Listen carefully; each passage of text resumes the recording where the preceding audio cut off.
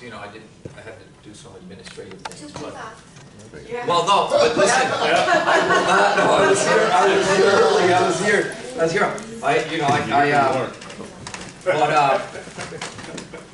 But I will not cheat you, and I will not keep you late. We'll just cut the break short a couple minutes. So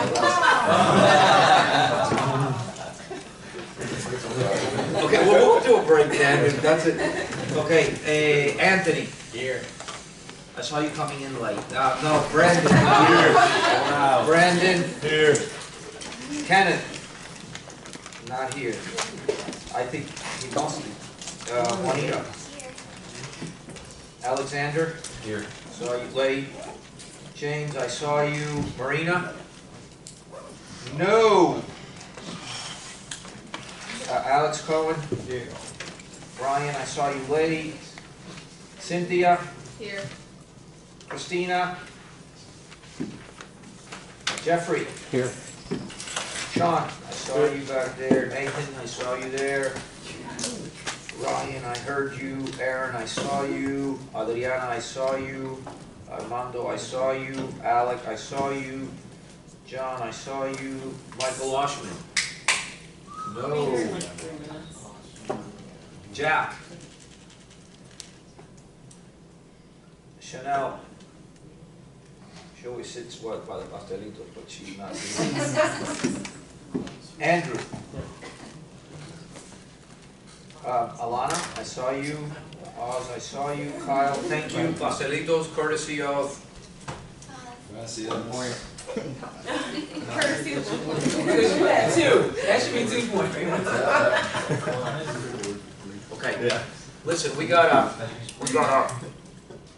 I can't believe it's the last day of class. It's like, just kind of a t-shirt. A t-shirt. So look, we've covered a tremendous amount of material, and there's a lot more that we could cover, frankly, that I think would be helpful for the rest of the program, for those of you who are still staying, and just for work in general, for those of you who get to move on. So, but we do what we can.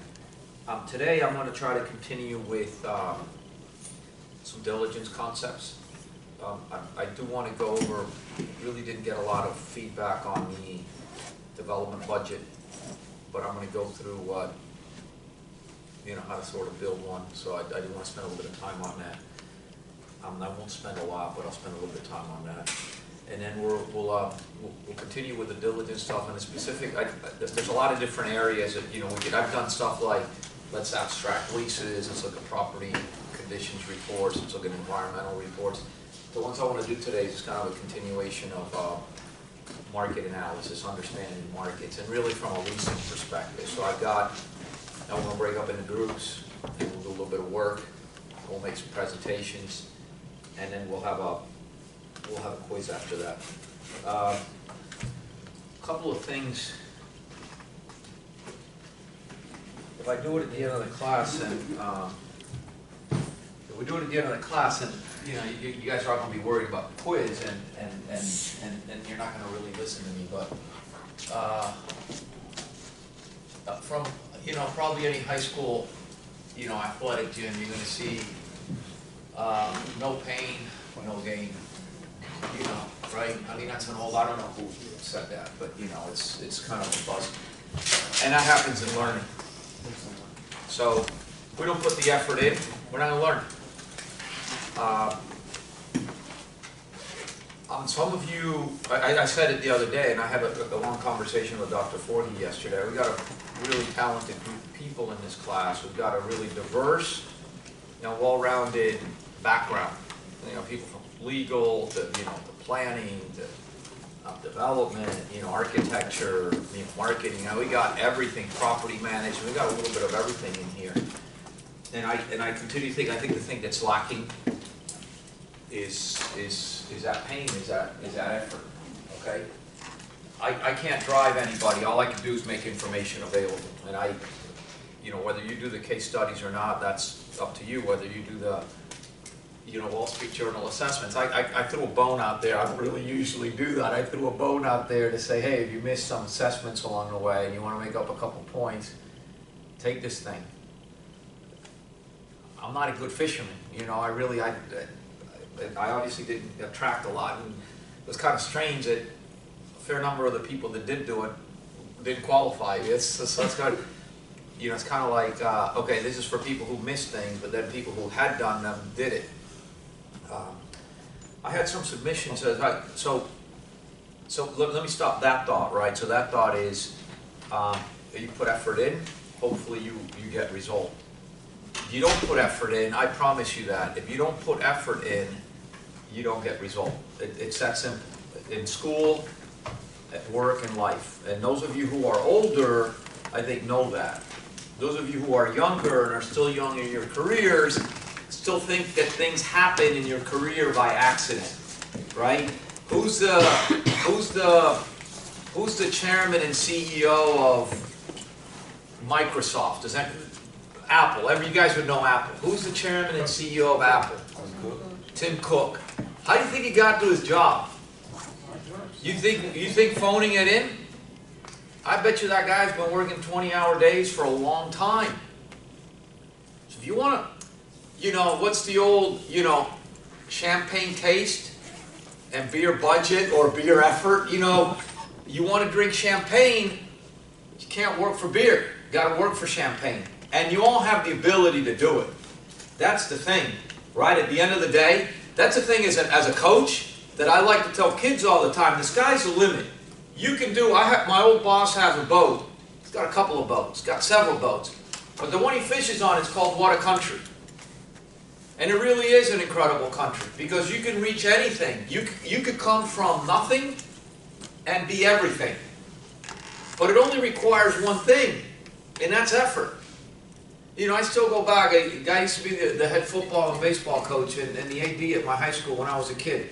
Every year before the football season or baseball season started, get all the kids out on the field, and we'd lay down and we'd look at the sky. And he'd say, you guys see that? That's your limit. There is no limit. You can go as far as you want. You just got to do the work. So sometimes you do the work and things don't pay off. We can't control all that. The only thing we can control is our effort.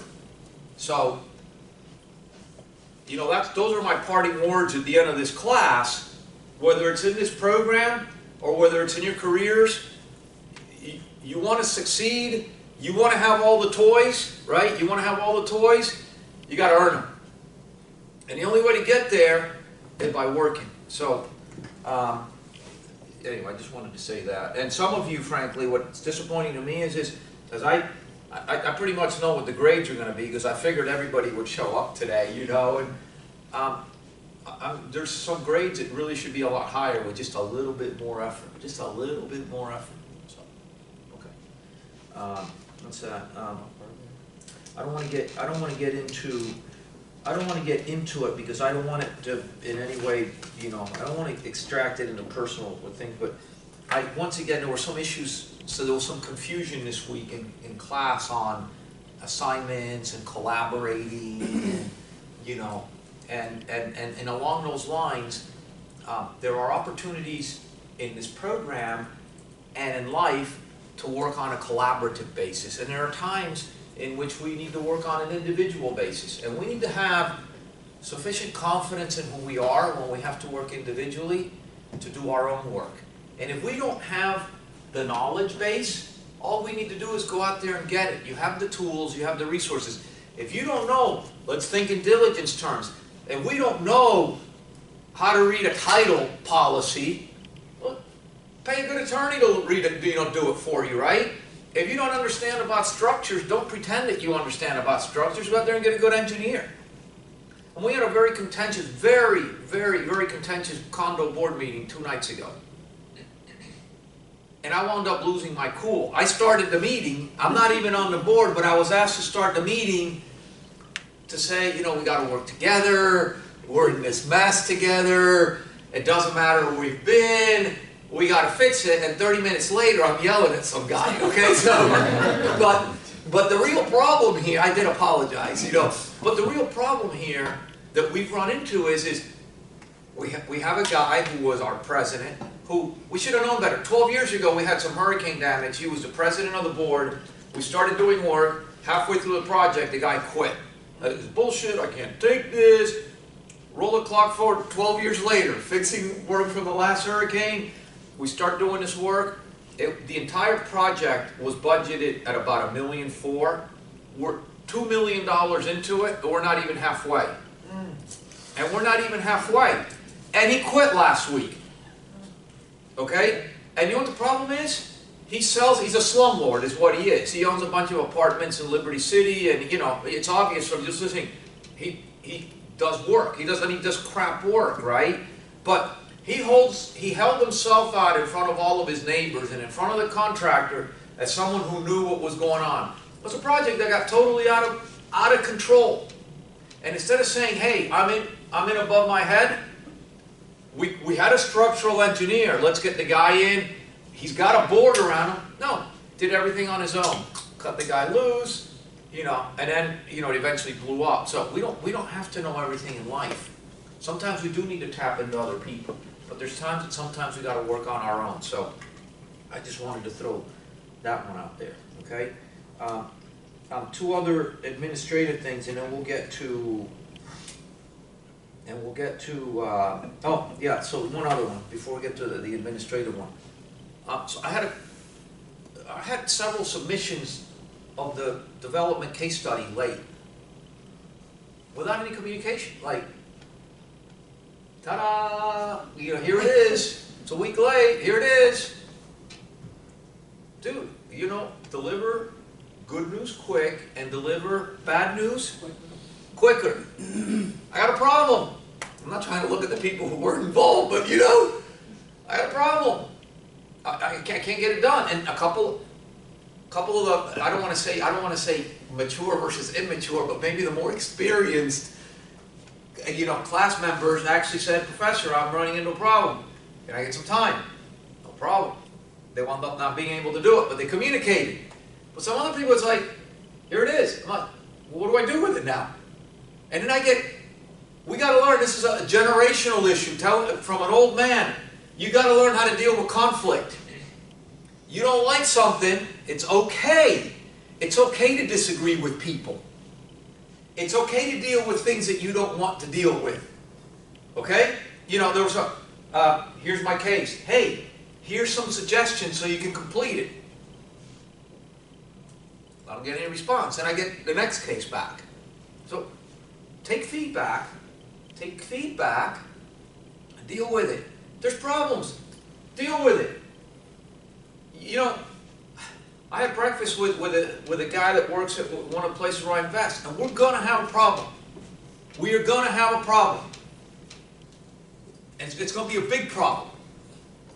But you know what? Like I said to him last night, I said, you know, I'm not going to get you involved because he told me something he shouldn't have said, but, you know, we're friends, so. But I'm going to deal with it. I mean, I'm not just going to shy from it. I'm not going to go call an attorney.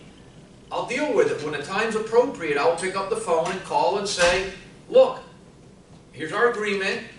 This is what I expect you to do. I did this, I expect you to do that.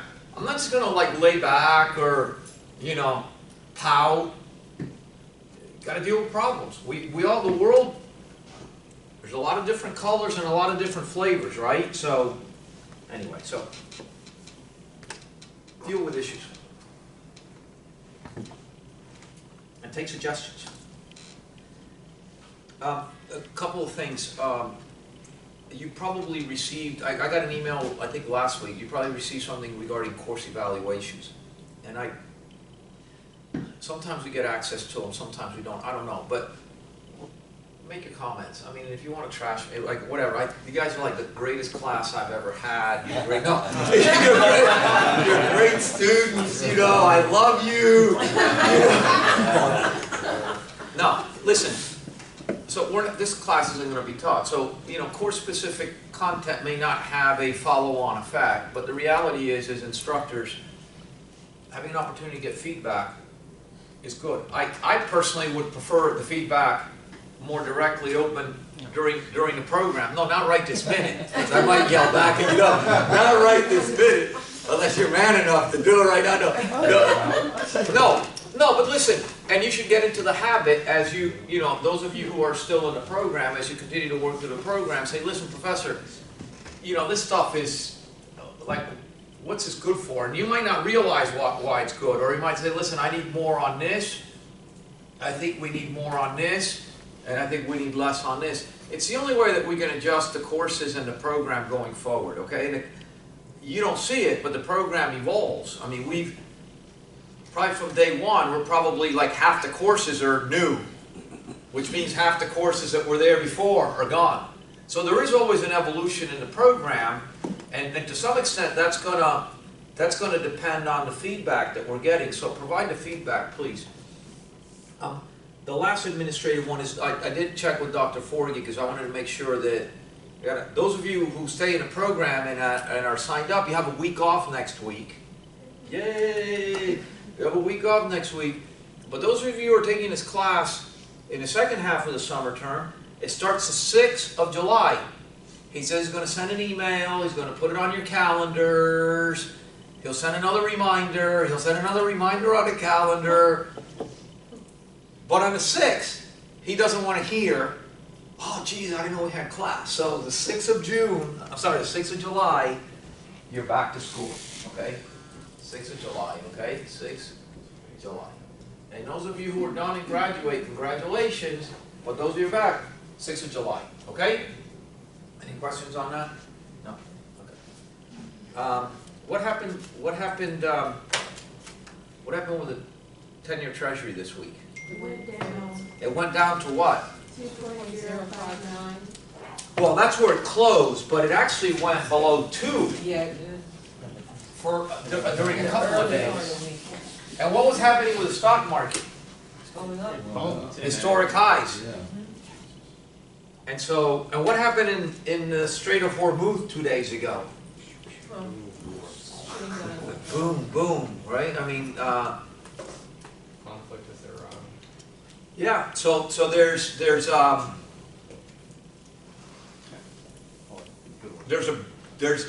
boom in the stock market. There's political uncertainty, or added political uncertainty, and we got a bond market that's, telling us that, we see growth slowing and all that. And if you read that, there's all sorts of, conflicting stuff. I would have imagined that a continual,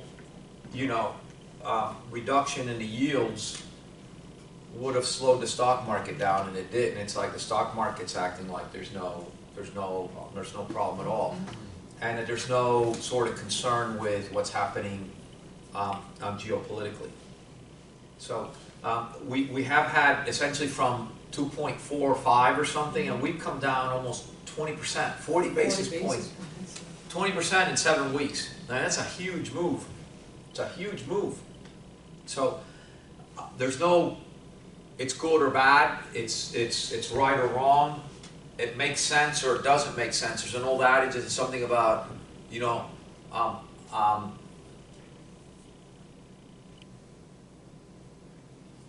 you will become insolvent before the market becomes rational or something like that, So the market isn't always right. There's a presumption that, it is, and it prices in everything.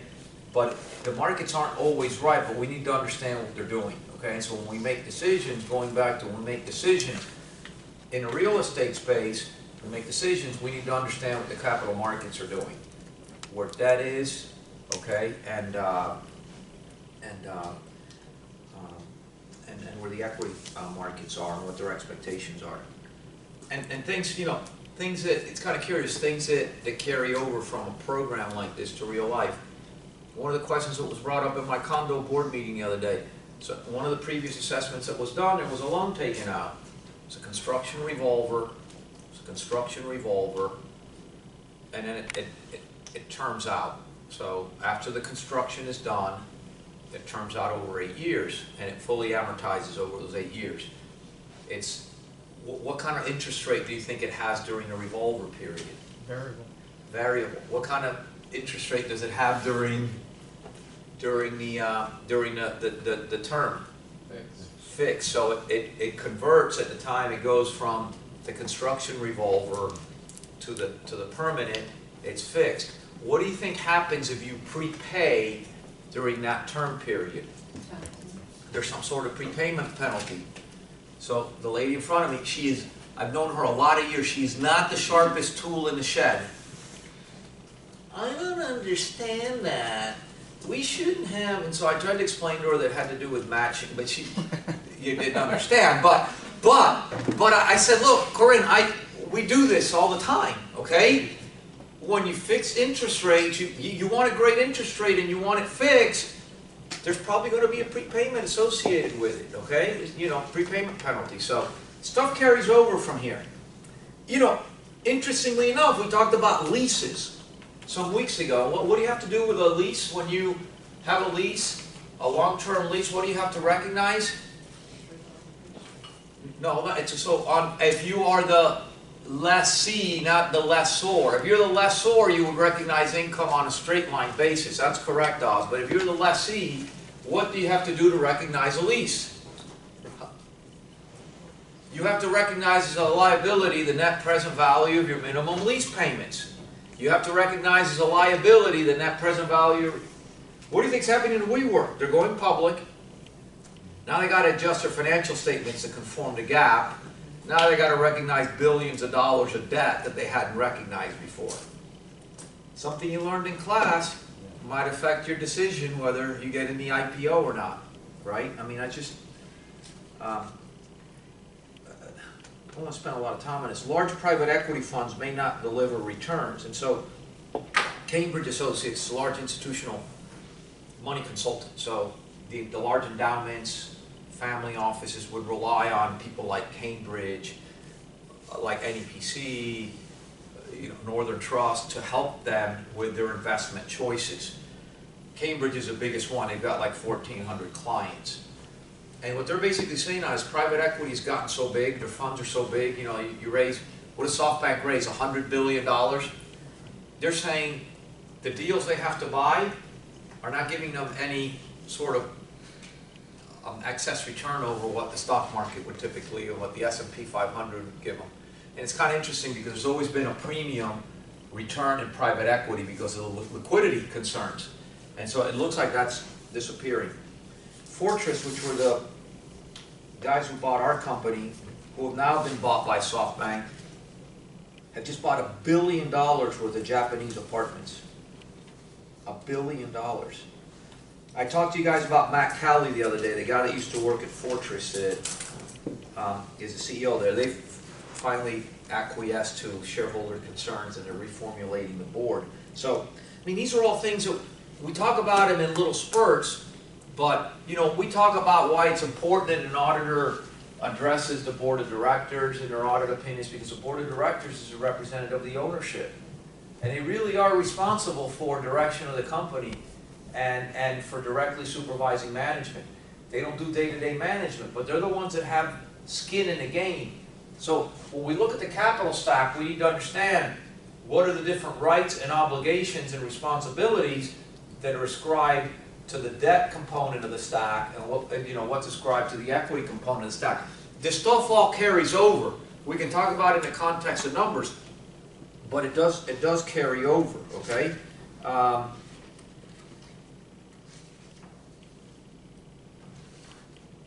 It's a great one. My tax return was accepted, but wasn't supposed to be printed here. Talking about retailing and all that, just a personal, I don't like to buy stuff online or whatever. I've been having problems with my printer. So like Tuesday, I couldn't get the printer to work. From Tuesday to Thursday, I spent at least 7 or 8 hours, delete the printer, reload the drivers, went to YouTube, look at it, set it up, set the printer up as a TCP/IP, port. Okay, Staples, $119. The printer came in yesterday. In 30 minutes, it was up and printing. Yeah.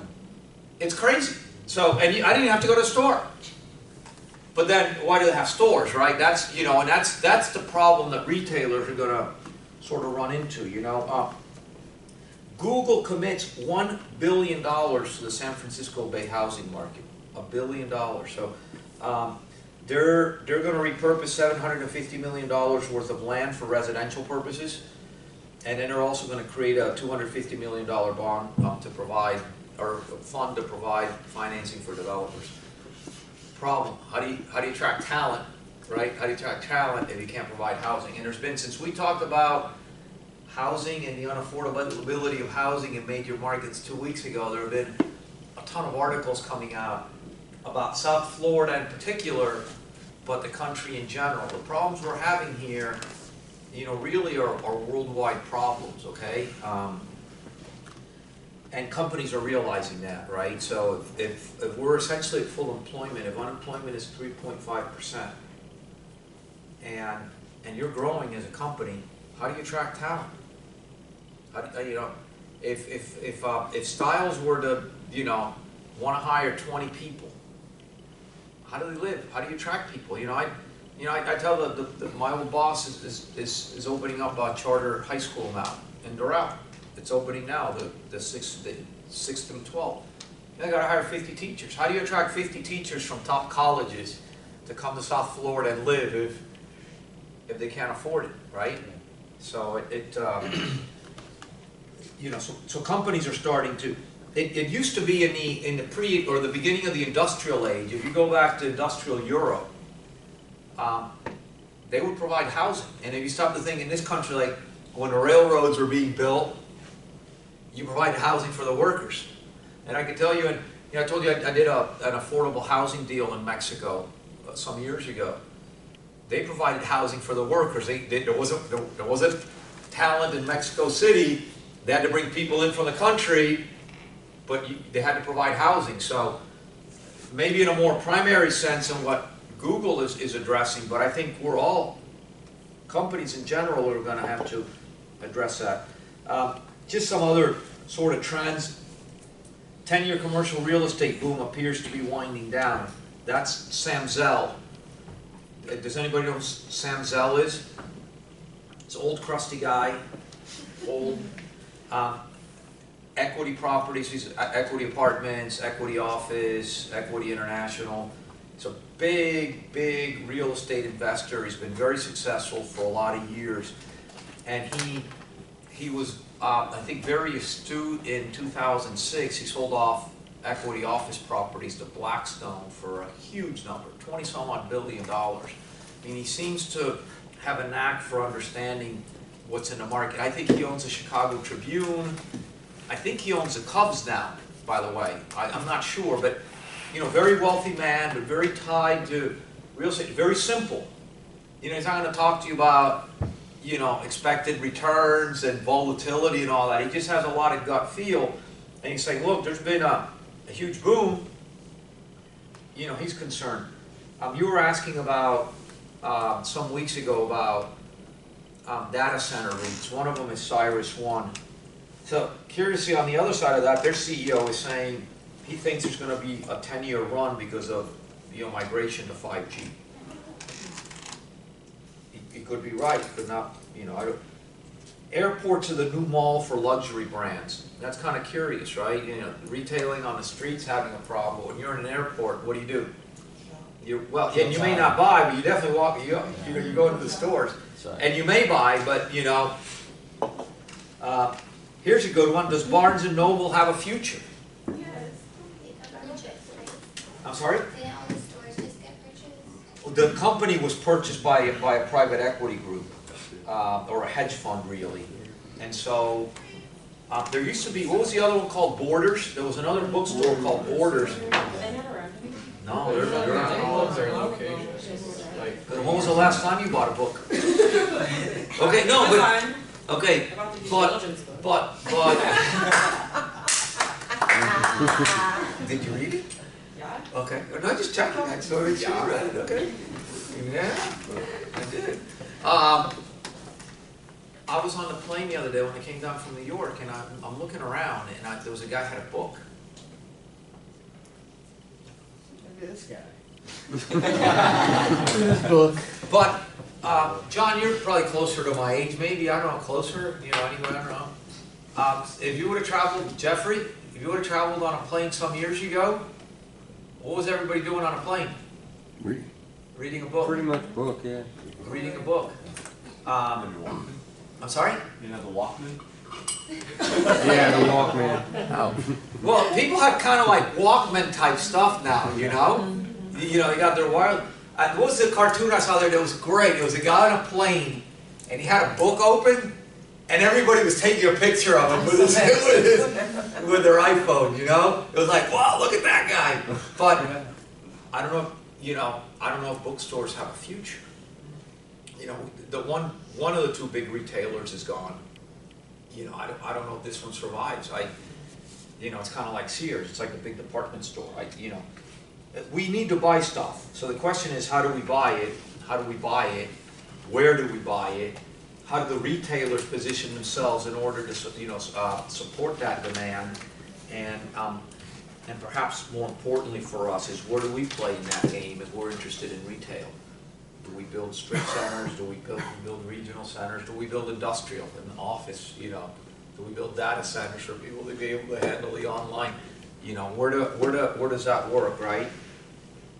I should have read this one before. New York State passes a rent law designed to control housing costs. So not only do you see companies attacking the cost of housing, more, what's the term, progressive?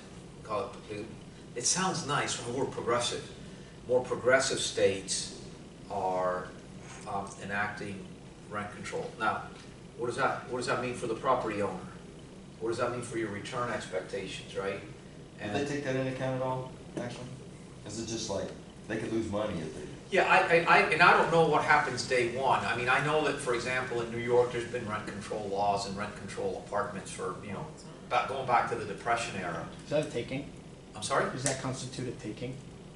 Like what you would call an eminent domain? No, because they're not. Depriving the owner of No. value? Now, curiously, I did read in Barcelona yesterday. The city did condemn, housing for public purpose. Okay, and that could happen in this country too. But I mean, we haven't gotten there. We're just saying, look, you can't charge more than X.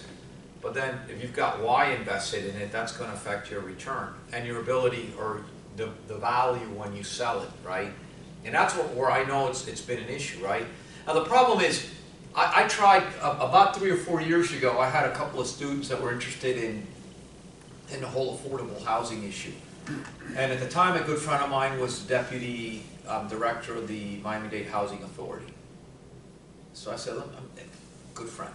He's a neighbor, and he is a friend, but typical, sort of municipal employee in that sense, He knew how to say the right things to get to, a nice level, but I didn't know how effective he really was. So we went to see him. I said, look, I have some students who want to talk about this stuff. And it's interesting, in Dade County, the county owns something like 25,000 apartment units, right?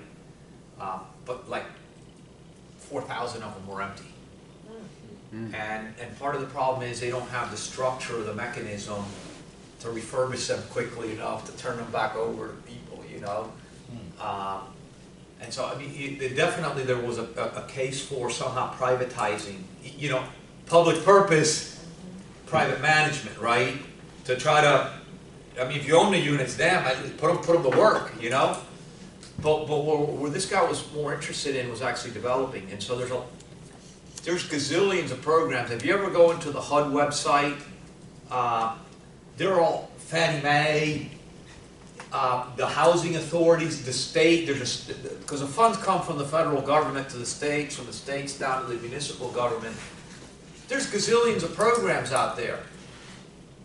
But it's almost impossible to get your hands around money. And the problem with all of this from a profit perspective is there are tax incentives, all right, for lenders, for example, who provide loan, financing. But you still got to build the thing, right? Counties don't give up land, so when they condemn land, and this has been the practice at least here in South Florida, they condemn land or they buy land for public housing, they're not going to give it to a private developer, they're going to hold on to it. And then develop it whenever they get around to it. If you go to 27th Avenue and 79th Street in Miami, there's probably I want to tell you, close to 600-700 acres of vacant land that's owned by the housing authority. It's been vacant for years, and it's all part of future plans. But, you know, they never quite get there. But they won't give you land, so you got to buy the land, and nobody subsidizes costs. The only thing that gets subsidized is some of the rent. So the difficulty becomes penciling in the costs, including the excessive land values here, to what the subsidized rent costs or rent income is. So I'm going to build Plan 8 housing. This is how much I can collect, but your cost structure is still the same. And so if you don't subsidize the costs somehow, it doesn't really work very well. So it's a tough situation. That's one of the areas where capitalism is just not that effective.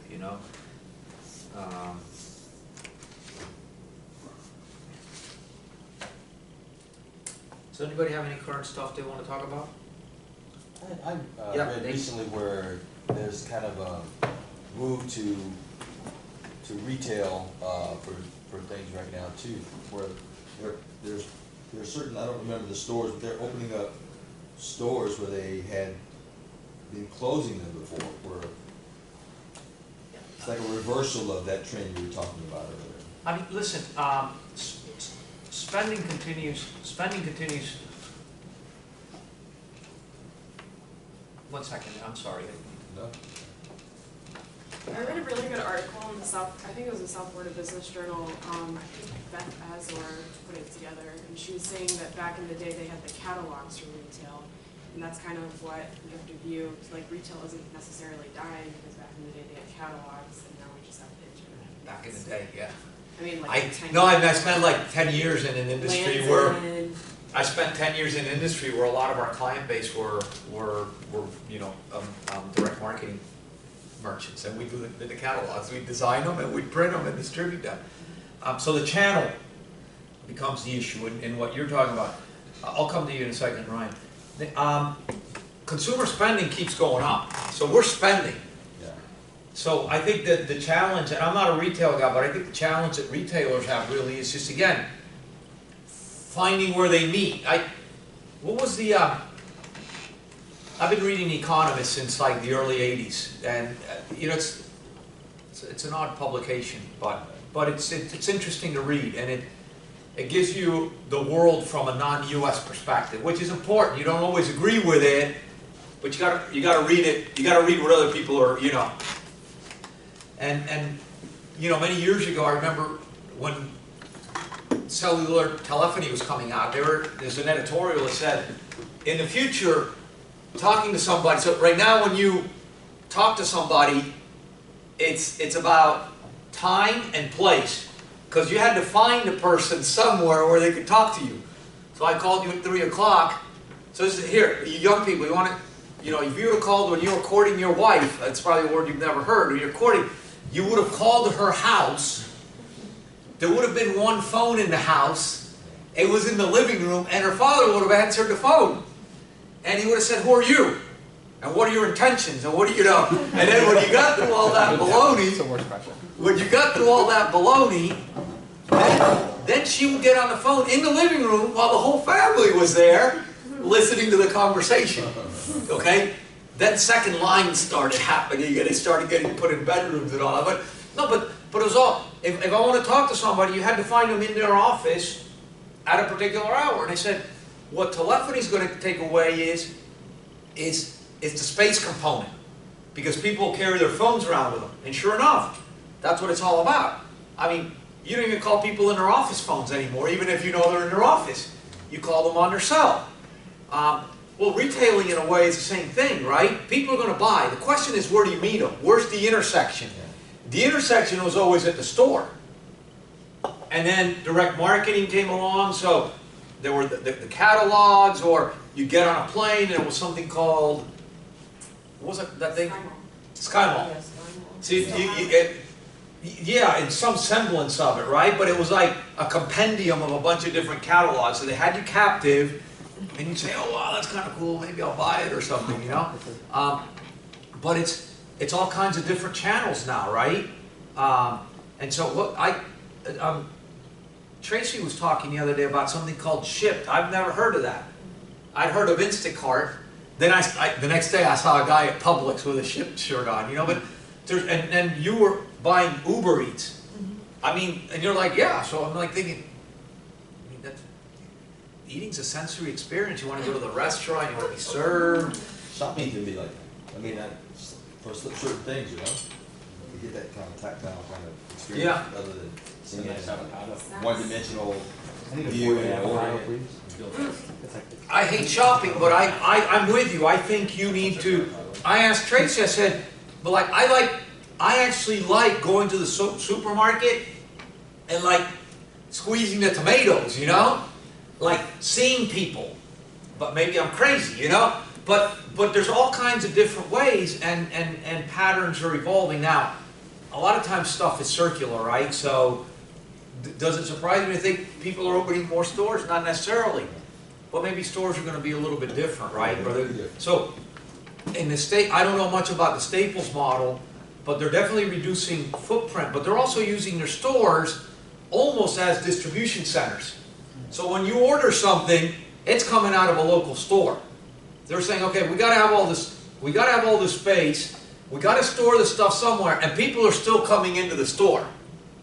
So in their particular world, they're just, you know, they're just using it as a bulk distribute. You know, it's flex space if you want, right? It's showroom and distribution in one go. But yeah, again, I don't have the answer. I know there's changes in patterns. So, do you bet on the data center? You know, do you bet on the distribution space? I'm going to talk about. We're going to part of the case study. You know, largest deal in South Florida this year has to do with an Amazon space, right? You know, it's 1 million square feet of industrial, right? So, someone there is profiting from, you know, the online purchasing, right? But even Amazon's opened up, you know, stores and it's purchased Whole Foods. So you don't really know where it all intersects, you know? So you just, you know, gotta attack it as you may, so. Okay? Any? I have a question. Yes, ma'am. There's an article in the Wall Street Journal talking about inflation. And there was two different types of inflation that they talked about. They were saying inflation has actually gone down some, and it was a concern, but they taught one was like regular inflation and the other one was Core, that it did not include certain. but so it goes, people want to analyze stuff, so it's a whole other class. We start talking about indices, right, and the issues that you have with indices, because you could have errors in the accumulation of data.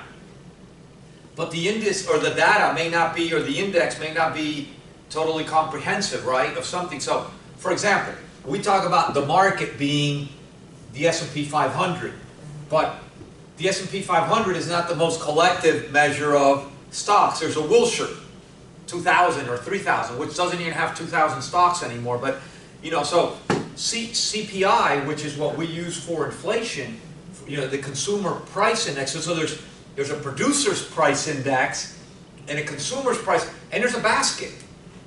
And so the question becomes, what goes into the basket? And so what a lot of people do every month is say, okay, well, we're going to exclude energy costs and some other very volatile items from the overall basket, and then they call it the core CPI.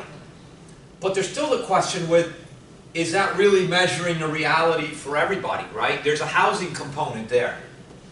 It's going to be a different effect to people, you know, for people who own than people who rent. And historically, definitely, with the interest rate deductions and the property tax deduction, owning had a totally different impact economically to the individual than renting. So, you know, what percentage of the basket is housing costs, and how does that impact you? I've said for years, well, they say there's no inflation, but I feel it, and I think most of you would probably say the same thing. You know, so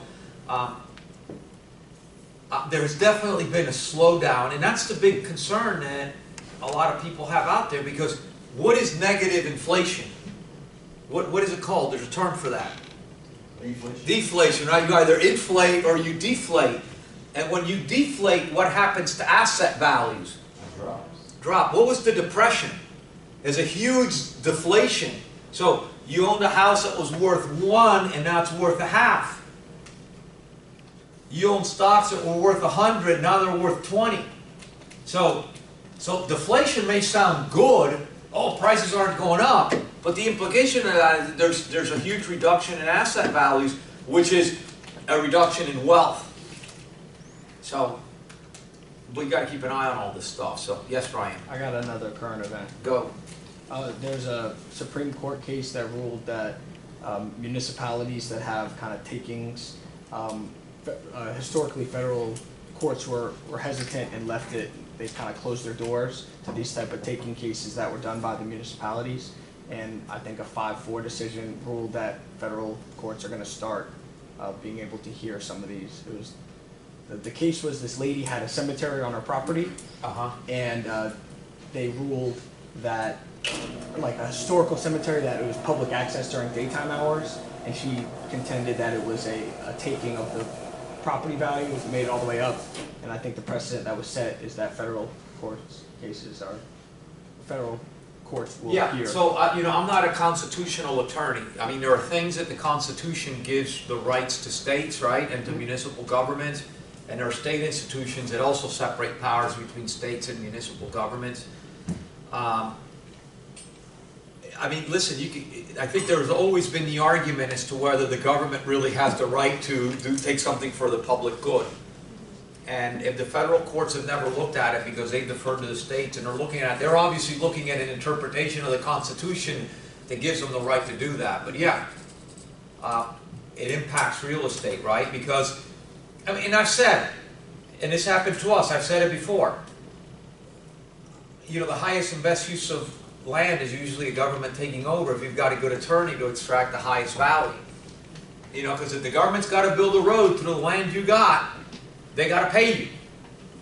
And if you can get a good attorney to justify why you're being wronged, you know, you're going to get, you know, the maximum value for it, you know. So, you know, nobody wants that, but that's what we've allowed in this country. That's interesting. Interesting. I mean, along those lines, there's also sort of an evolution to private ventures also being able to do eminent domain. And so how can that be? Well, you start getting into these like public-private partnerships, right? There's a stadium that's going to be built, and it's public money and private money, and so kind of the government can step in and do it, but at the end of the day, they don't own the stadium. They're just really providing the financing for it, you know, the justification for it. So, interesting. Anything else? No? Okay. All right. So I want to finish. I want to go through the case study that I sent out. I don't know if any of you looked at it. We went through a little sort of discussion the other day on how to go about building a development budget, and maybe if I walk you through what my suggested answers would be for the case study, it would be helpful, and at least even if you didn't do it, in seeing or formulating how you would work. Now, I'm probably going to work on, I don't like working on the computer, but I mean, I prefer being out here, but I might have to do some of it on the computer, okay? So,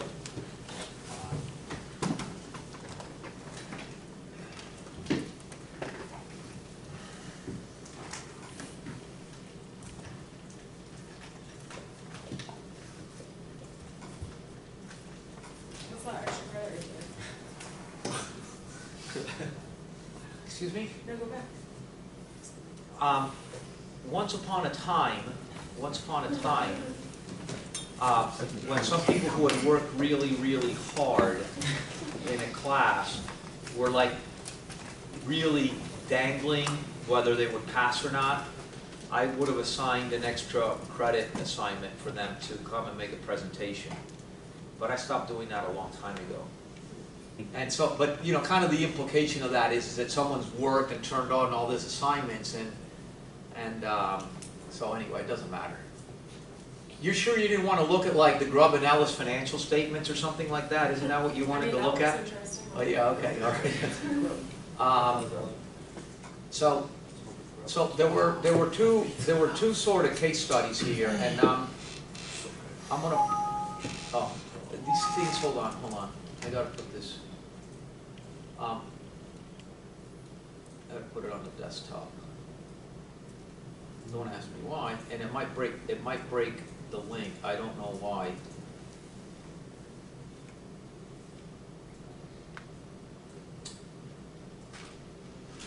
Okay, so, I did this as two separate spreadsheets, but the reality is, you could have done this all in one, you could have put all the tabs in one, okay, but I'm gonna kind of walk through. You set it up. Okay, so, what happens when you're doing a development, right? You're a developer, you're a developer, right? You're a project manager. And somebody comes in your office and says, look, I think we want to build, we can get our hands around some land up in Nashville, Tennessee, and we think we can build an office building there. We think we can build an apartment building there. Give me a budget. Where do I start? Where do I start? We start with a shelf, right? You start with a spreadsheet that you've used before, that you, when you took it, financial concepts and analysis for real estate in your university program, your postgraduate program, you did some of this work, and your instructor had given you some samples and gone over some samples in class, sent you a video, and you guys saw that you got to start with a shell. And the shell's like a template, like the templates I sent out, right? It's a starting point. So you start with a template that gives you the general basic line items that would, you know, be encompassed by a development. So land, construction period interest, and then you go through all the, you know, architecture, engineering, impact fees, marketing costs, and then typically there's a couple of items that we have. We always have contingencies because things never are what they appear. And second thing that we have is we have development costs as well, okay? And, you know, we may have, you know, T&E, we, you know, legal costs, you know, whatever the issue is, okay? So we start with a shell, okay? So now we're going to start accumulating costs for the shell, right? So in this, and what I said here is we've got to create this in a way that is, this is just 1 year, it was a simple case, but uses and sources, because ultimately what I want to do is if I'm incurring expenses along the way, I want to look for sources in my capital stack in order to be able to fund them. And I want to look at that month to month because I want to make sure that I've got the dollars available at the time that I need it, okay? So you start with that shell. So in this particular case, there were a series of, you know, different items. Two partners came together, one contributed land, one contributed cash. Someone mentioned the other day in class that, I forget who it was now, that they were seeing cash coming into a deal day one and being put into escrow. And I said, I haven't really seen that because the problem is the minute cash comes into a deal, the investor's going to want, you know, his clock's ticking. But this scenario was set up or was built under that, you know, that sort of, you know, framework. A guy puts land in, and a guy puts cash in. Okay, guy puts land in, a guy puts cash in. So I already got my first cost, right, which is land, and it comes in day one. Now, the few submissions that I had, you know, the kind of beautiful thing with Excel is that the tabs are free. You can have a lot of tabs, and so rather than putting all your shit, excuse my language, into one spreadsheet and doing all your damn calculations inside your shell, or worse, doing it on something else and just putting a number into a cell, you can have tabs. And as accountants, the way we like to work is we like to work from detail up to summary, okay? So what I did is I went ahead and set up a tab where I could do all of my calculations. And then I would flow that up, okay? So you will see, if you look at the plumbing of the spreadsheet, okay, this is coming, if you look up here at the top, right, that's coming from the support spreadsheet, okay? So I've got that coming from somewhere. As you can see, these are all totals, okay? These are totals. I said the other day, we kind of crossfoot backwards in development, because otherwise, you know, if we put the total all the way out here and it was a 36-month development budget, we'd never see the total. So we crossfoot to the left, okay?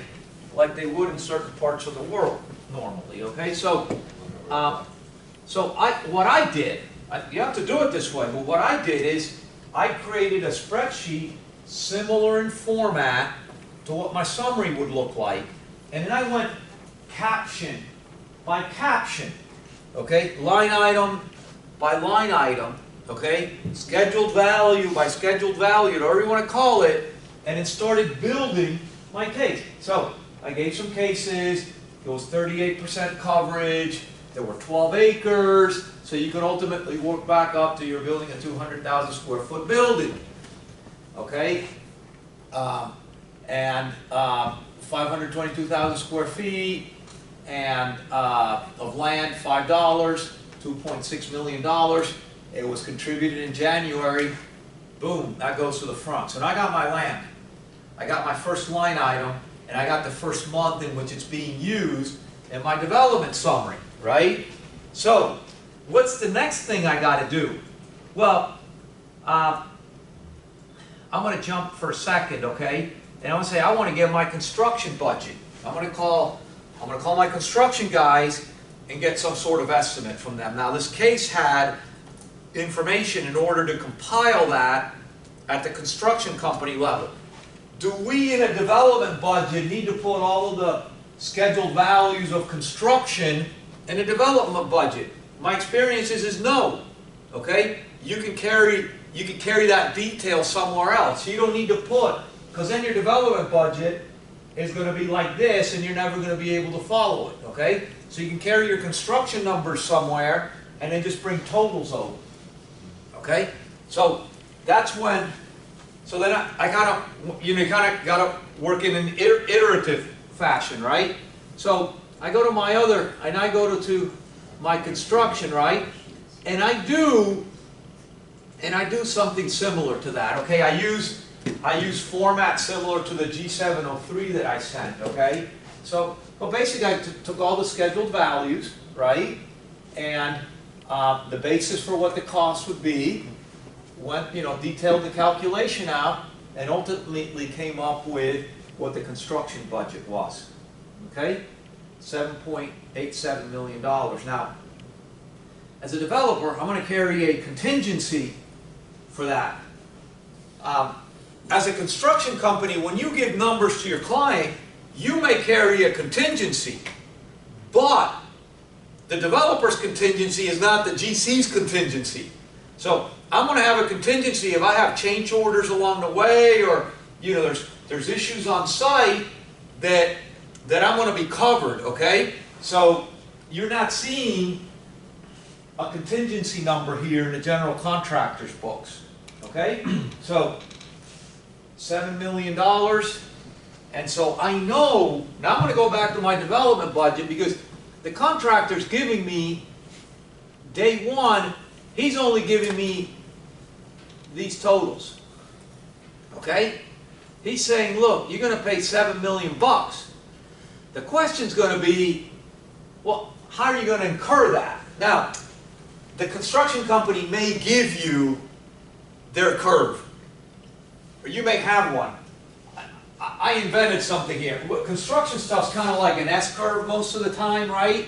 So you kind of start slow, go up, and then kind of come right down. Start slow and then come back down. Okay, so it's kind of like an S. Okay, sort of sideways S. Okay, but what I did is I just said, okay, I know the total cost, but how am I going to incur that? So I just went ahead and came up with some percentages for each one of the scheduled values. Right. So there was stuff that, like, I know I can't do landscaping till all the stuff's done. I know I got to do earthwork before I start, doing stuff, right? And there were some things that were given in the case, right? Vis-a-vis the steel, was the materials were coming in up front. So if you've got information that's accurate, you build it in. If not, you use your historical thought or you use your best guess.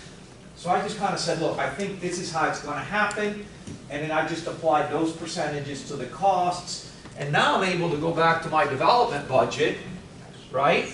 Now I've got an idea. Now I've got an idea of how I'm going to, when I'm going to invest, or when I'm going to need to spend the money for those construction costs. Okay? Any questions on that? Does it sound coherent? Alex, did you have? No, we're doing a cash loaded schedule, so that's kind of built on to the Schedule P6. So you're saying you as a GC send that to your client? Yeah. Okay, yeah, that's, say, ideally you're going to get that from the construction company. But you may want to modify that too, because you may know things that the GC doesn't know, that you may not tell them. You know, you're telling, oh yeah, I got to get this done for this summer. But maybe you don't have the financing lined up yet, you know, maybe you're like, I want to rush this guy with a price, but I'm not going to, okay? So, Can you go back to your support sheet again? yeah, I'll Where keep you going draw back.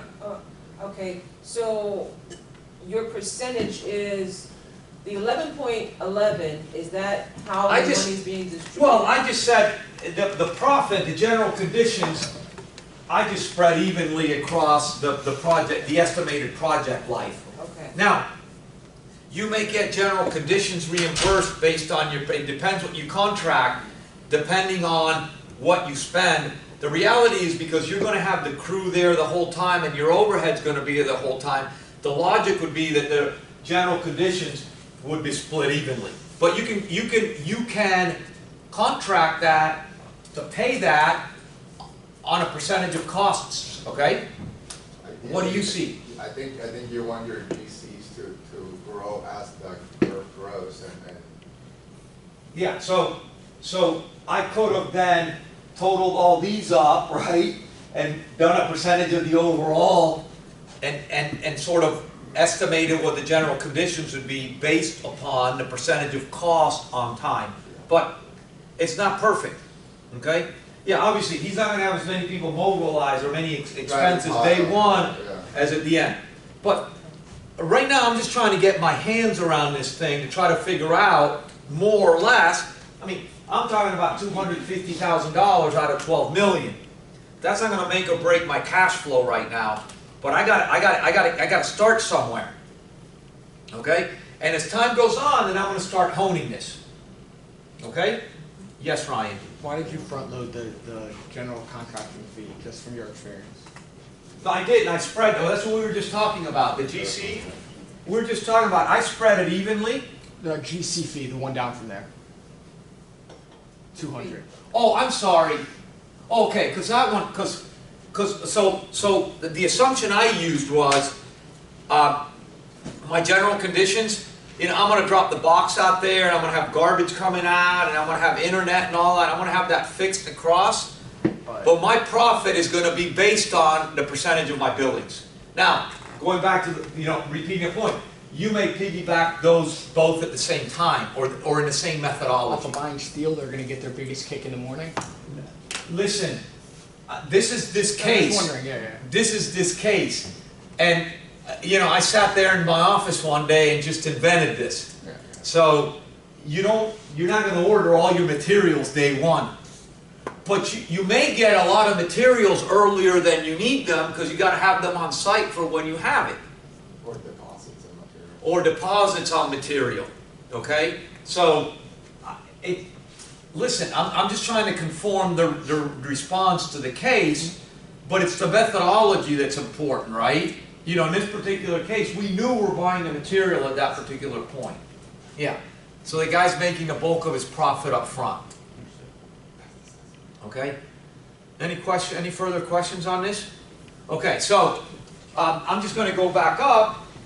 Hold on, I need my eyes, otherwise I can't see these little numbers. So going back to support, I kind of skipped over. I had architecture. Again, the architect may tell you something. I just kind of assume that, you know, the bulk of the work, the bulk of the fees of the architecture are going to be their construction documents. They're going to do those up front, and then they're going to continue to monitor the work. So, you know, I took a significant chunk of the dollars up front, and then just, some ongoing. Again, you're gonna agree on a payment schedule with your architect, okay? And I flowed that up, right? So that flows up as well, right? That's all coming up. Now, we got a contingency, and this is what I was explaining. How much contingency do you carry? As much as you can. We tried to carry no more than 3%.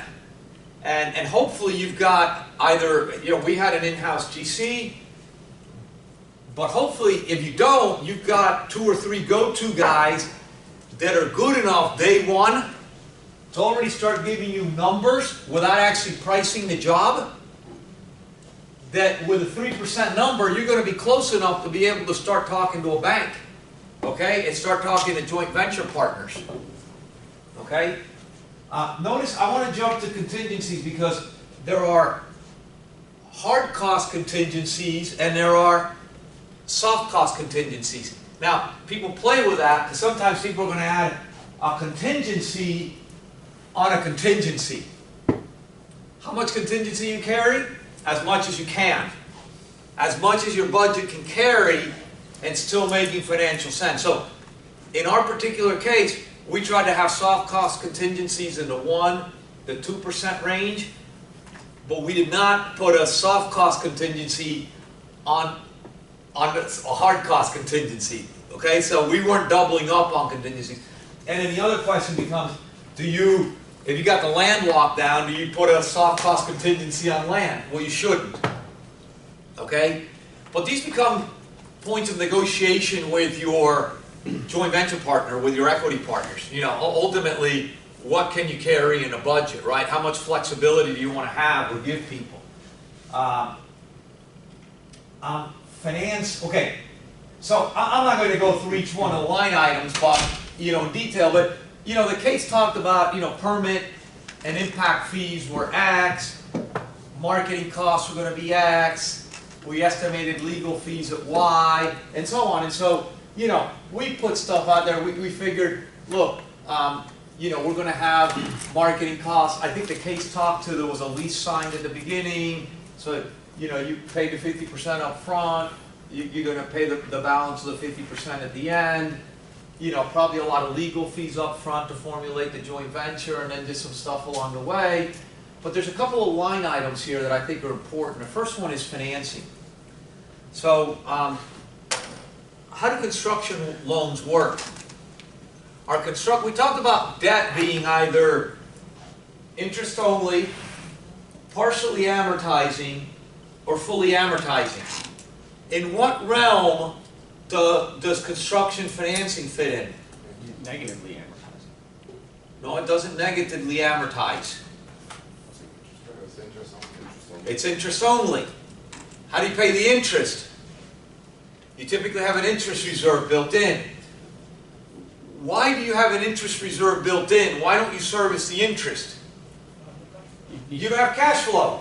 That's why you're going to the bank to get the construction loan. So, can we amortize, and I got a couple of submissions where we're amortizing the construction loan from day one as if we had borrowed the $7 million day one.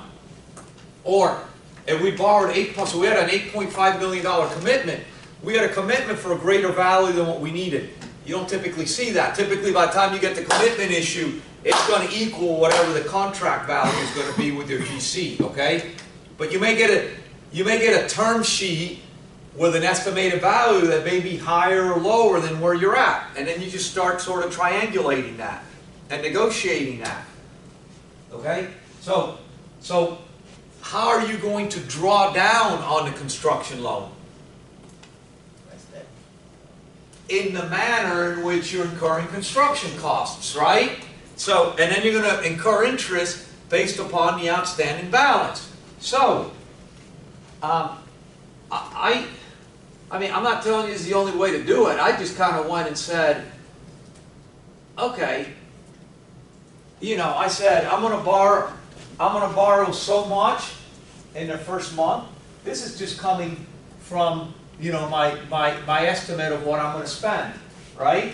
I'm going to borrow so much, I added a contingency, because in my world, I'm thinking I'm gonna use a contingency. I may not use it, so you could build this without the contingency. I'm just trying to be conservative, okay? I'm gonna assume I'm gonna use a contingency. So I add a contingency to it, so I'm gonna borrow $3 million. It's a 5.75%. So the first month I'm gonna borrow $14,000 from the interest reserve. And then I'm gonna have to add that, okay, to my outstanding balance. And then every month, I start calculating how much interest I'm building in. And at the end of this stuff, I borrowed $235,000 from the interest reserve. So from the bank, I'm gonna borrow the $7 million. I'm gonna borrow the, whatever the contingency was, the 3% of that, the 200 and whatever thousand, and I'm gonna borrow $235,000 of interest. So at the end of the day, I'm gonna owe the bank $7 million plus a contingency that I borrowed, plus the interest that I borrowed from them. Okay? And I'm gonna refinance that somehow, maybe with them, or maybe with somebody else, or maybe I'm just gonna pay it off if I sell the asset at that point. Okay, any questions on that? If you don't use a contingency during a period, You don't draw on it. I mean, the bank's not gonna fund it. If you've got a contingency and you don't need it, the bank's not gonna fund it. Okay, they're only gonna fund what is allowed in the budget that you've incurred. Okay? And so, you know, I just work through the balance of the items, and so we ultimately come up with now we can kind of take a look at, you know, my sources and uses and figure out if I'm good, okay? So I start this, so other things I look at, I'm going to borrow $7.3 million. The total project cost is 12.3. I've got a loan to value of 69%. That's going to fit in. That's going to fit. Banks are going to loan 70% on construction. They're not going to lend a lot more than that. They're happy to lend less, but they're not going to lend a lot more than 70%. So I'm like, okay, first check. Okay, it's looking good. I mean, the pieces are coming together. Okay, so then I just kind of go to say, in January, $5 million came in. Okay, so $2 million was non-cash. So I really brought in $2 million of cash, and I borrowed $3 million on the construction loan. Okay, so I still have $1 million left over. Okay, and then every month as I'm incurring, I'm going to be borrowing from the bank for the construction. Okay, and I'm going to be funding all of my other expenses out of the remaining cash that I have. And so as I look at the beginning, as I look at my period here, I have cash throughout my whole period. So now I've got $12 million that I've got to spend. I got $5 million worth of equity, and I've got $8 million worth or $7.3 million worth of debt. I could definitely finish my project, and I've got the sequence with which to do it. Now I got a place to start. Now I can go to a bank and sit down with my officer and say, hey, we're taking a look at this. We think we're going to need about $7.5 to $8 million. Start taking a look at it. Now they start poking holes. You know, how are you going to sell it? How am I going to get paid back? What are you looking for? They start getting their credit people looking at it, and they start looking at pricing. They'll start coming back to you and saying, hey, how about a construction to mini perm? You know, and we're thinking, you know, we'll be at LIBOR and 200, and then, you know, we'll be at 10-year plus whatever, okay, for the term. So, you know, you can start, you know, or, you know, 3-year LIBOR plus whatever, you know, fixed at the. So now you've got, and then I can also go to an institutional partner and say, hey, I got a piece of land that's worth $2.6 million, but I need another $2.6 million worth of cash. Do you like this deal? Now, we haven't gotten to figure out, well, there's a subsequent piece to this, which is case study number 2, which is, then they're going to say, okay, I'm happy to do that, but what do I get out of it? Because I haven't sold this yet. And I'm not yielding any rental income yet. So the investor then needs to take a look at, okay, this is how we finance the build out, but what's my return? And there's no return until you lease it and you start getting cash flow, or until you sell it and you get a big distribution.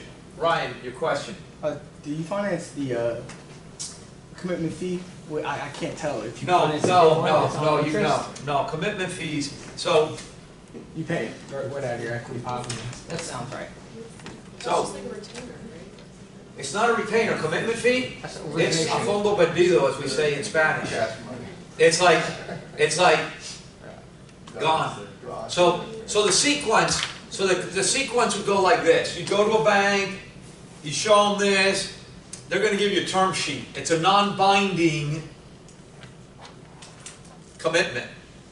So it's a non-binding commitment. That's like getting engaged to get engaged, you know, like, yes, honey, I love you, we're gonna get married. When?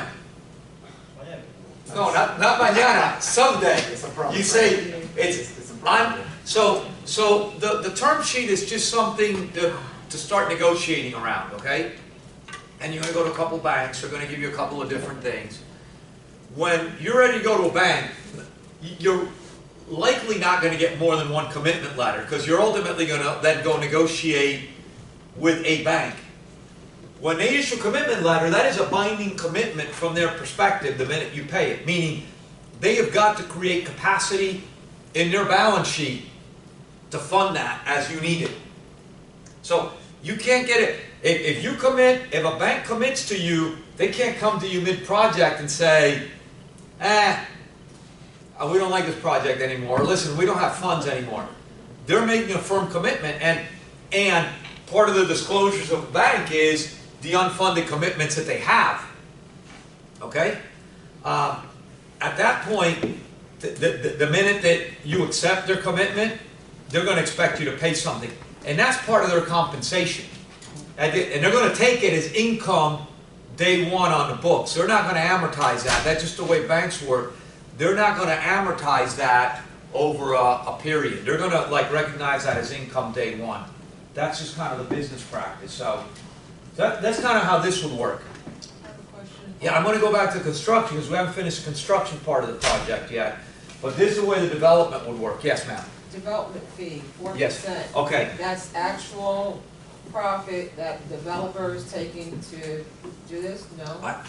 Profit. What's profit? Profit is sales less cost of sales. So that's revenue. Now, so what sort of development fee structures are there out there? Well, they're all negotiated, right? And so you're going to see a developer in an arm's length transaction typically work for about 5%. 5% of what? So that's the negotiation number one. Well, do we include the land or not? Most partners are going to say, no, I'm not paying you a development fee on the land, you're not doing anything.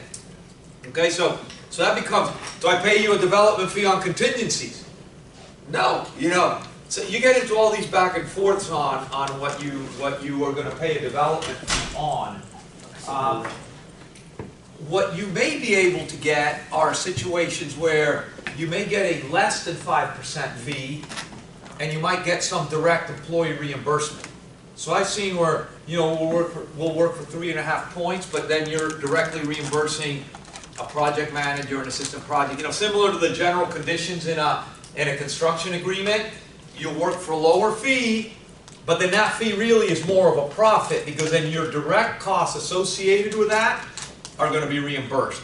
So, just negotiable. But again, sort of out of the box, you can assume there's going to be a 5% fee, and the developer's going to assume the costs associated with that. So that's his revenue, not his profit. Okay? Now, he's probably going to participate as a general partner in this, and he's going to have a promoted interest.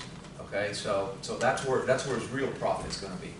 This is really going to reimburse his costs. Okay? Any other questions on this bit?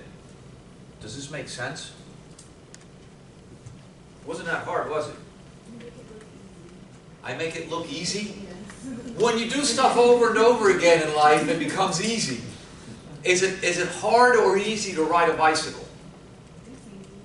Was it hard was it easy the first time you got on a bicycle? No.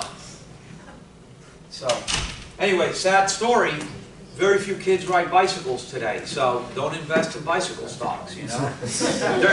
There's a Canadian company that's a publicly traded company that has a bunch of consumer brands. Most of them are different bicycle brands. Their stock's like way down. And so I think people, there's more sort of competitive cyclists out there, but like just kids riding, you know, I mean, we grew up on bikes. That's how, we didn't have Ubers. We didn't have Uber Eats, we didn't have Ubers. You got in your car, you went to the other neighborhood, you got into a fight, you came back, or whatever. You know, you went to play with your baseball cards. I mean, you rode your bike to your tree house. I'm not making this stuff up. Okay, let's go back, let's finish the construction side because, so this is the original budget, right? So, I actually gave information to bill the first month, okay? So, what I did is, to create the billings, I used the shell of the 703 just to make it easy, okay? So that I could actually then build it out in the second month, as you know, the second case study as well, right? But I gave some information on, you know, 100% of this was done, 100% of that was done, 15% of that was done, whatever. So I did the calculation and just floated up to the month. Now I can go to my 703, okay, and then ultimately to my 702, okay? So basically now, I know what I completed, right? This is how much work was done. This was the stored materials that were done. This was, remember these billings are cumulative, okay? So the next month you're just adding on. It's like what's been done today, okay? So total completed and stored today, okay? My percentage, my 42% that I had in my other spreadsheet. I cheated, I knew the first month here when I did the budget, okay? I've got 4 million to complete, and then here's my retainage. My retainage does not include my stored materials because, you know, the GC's gonna put cash out. I want to reimburse him for the cash. I'm not going to hold that back, okay? I'm going to hold back stuff on stuff he's doing, and if he's subbing it out, he's going to hold it back from his subs, okay? So, and now this information just gets transferred to the G702 and gets billed. So, you know, notice I took the time to actually, you know, fill in all the information and all that, and the architect, and so $7 million contract, $2,009,000 billed today, retainage is $152,000. So the actual payment that's due is $2.7 million. Yeah? Right? So now the construction company is not billed. So am I done with this? No, I'm not done with this. Now I got to get the $2.74 million from the bank. So I got to submit a loan draw request to the bank. So I go back to my other spreadsheet. They're not covering any of your soft costs? Sorry? So I would do, if I'm the developer, typically what I'm going to do here is I'm going to do 2 draws. Typically I would do a draw for my hard cost to the bank because I don't think you see ADC type loans anymore. You're not going to get your soft costs funded by a bank. You're going to need to have your soft costs funded by equity. So you're going to do something like this to go to the bank, and you're going to do for the hard cost, and you're going to do something like this to go to your equity partner to get your soft costs funded, okay? So, original budget, I made some transfers which typically are allowed. Most partners, most banks will allow you to transfer dollars within the budget as long as you don't bust the budget or go beyond your contingency that was approved. Okay? So, you spent more here and less here, you can transfer the dollars as long as you don't exceed the overall budget. Will a bank give you more money if you exceed the overall budget? Maybe, probably not. They're going to say, you know what, that's why you're on the hook personally on most construction loans. You're going to have to come up with equity out of that because they're going to come back to their 70%. They don't want to get uncomfortable with their coverage. Okay? So the likely thing is they are not going to give you more. They might. They might, Jack, but likely not. So here's my adjusted budget, this is what I incurred to date, I'm just pulling this, so, I then, because it's not that easy, I mean, like, stuff's happening all the time, you know, like, so what's in red here is the stuff that's actually happening, so these are the soft costs that I'm paying, okay? So that I can do my loan draw, right? So I've got 2.74 million coming from the construction company, and then all of these other costs today, I know that I'm only gonna get the $2.7 million reimbursed, okay? I know that I still have another 4 million and change in the construction loan to borrow from, okay? And this is how much equity I've got left to contribute, okay? So, like I said, in real life, what's going to happen is you're likely going to send one of these to your bank for the construction costs, and you send another one. In this case, the partner funded all the money up front, or the scenario someone said the other day, maybe it's an escrow, and it gets released from escrow, okay? Now, is that the solution to the case? Well, no, not really, because you had to put a letter together. So, if I go to, you know, the sample I sent, right, a couple of you actually did this, so, you know, you got to send a letter to the bank, to Panchito Leon at Hialeah National Bank, okay, and then you got to send them a loan, you got to send them a copy, of the development, the loan draw request, you got to, you know, send them all your backup, you typically would send them invoices, okay, I sent my calculation, and you got to send them the invoice from the construction company, you know, and it has to be certified by the architect under the construction company, okay? So I printed it, signed it. I even have a notary seal there and everything. I mean, it's like a hand notary seal, you know. And then you've got the G702 and G703 in the scheduled values, okay? So that's everything there, and that's a suggested solution to the case. Okay? Any questions? Yes, Brian? This is off a real project, right? No, this one I made up.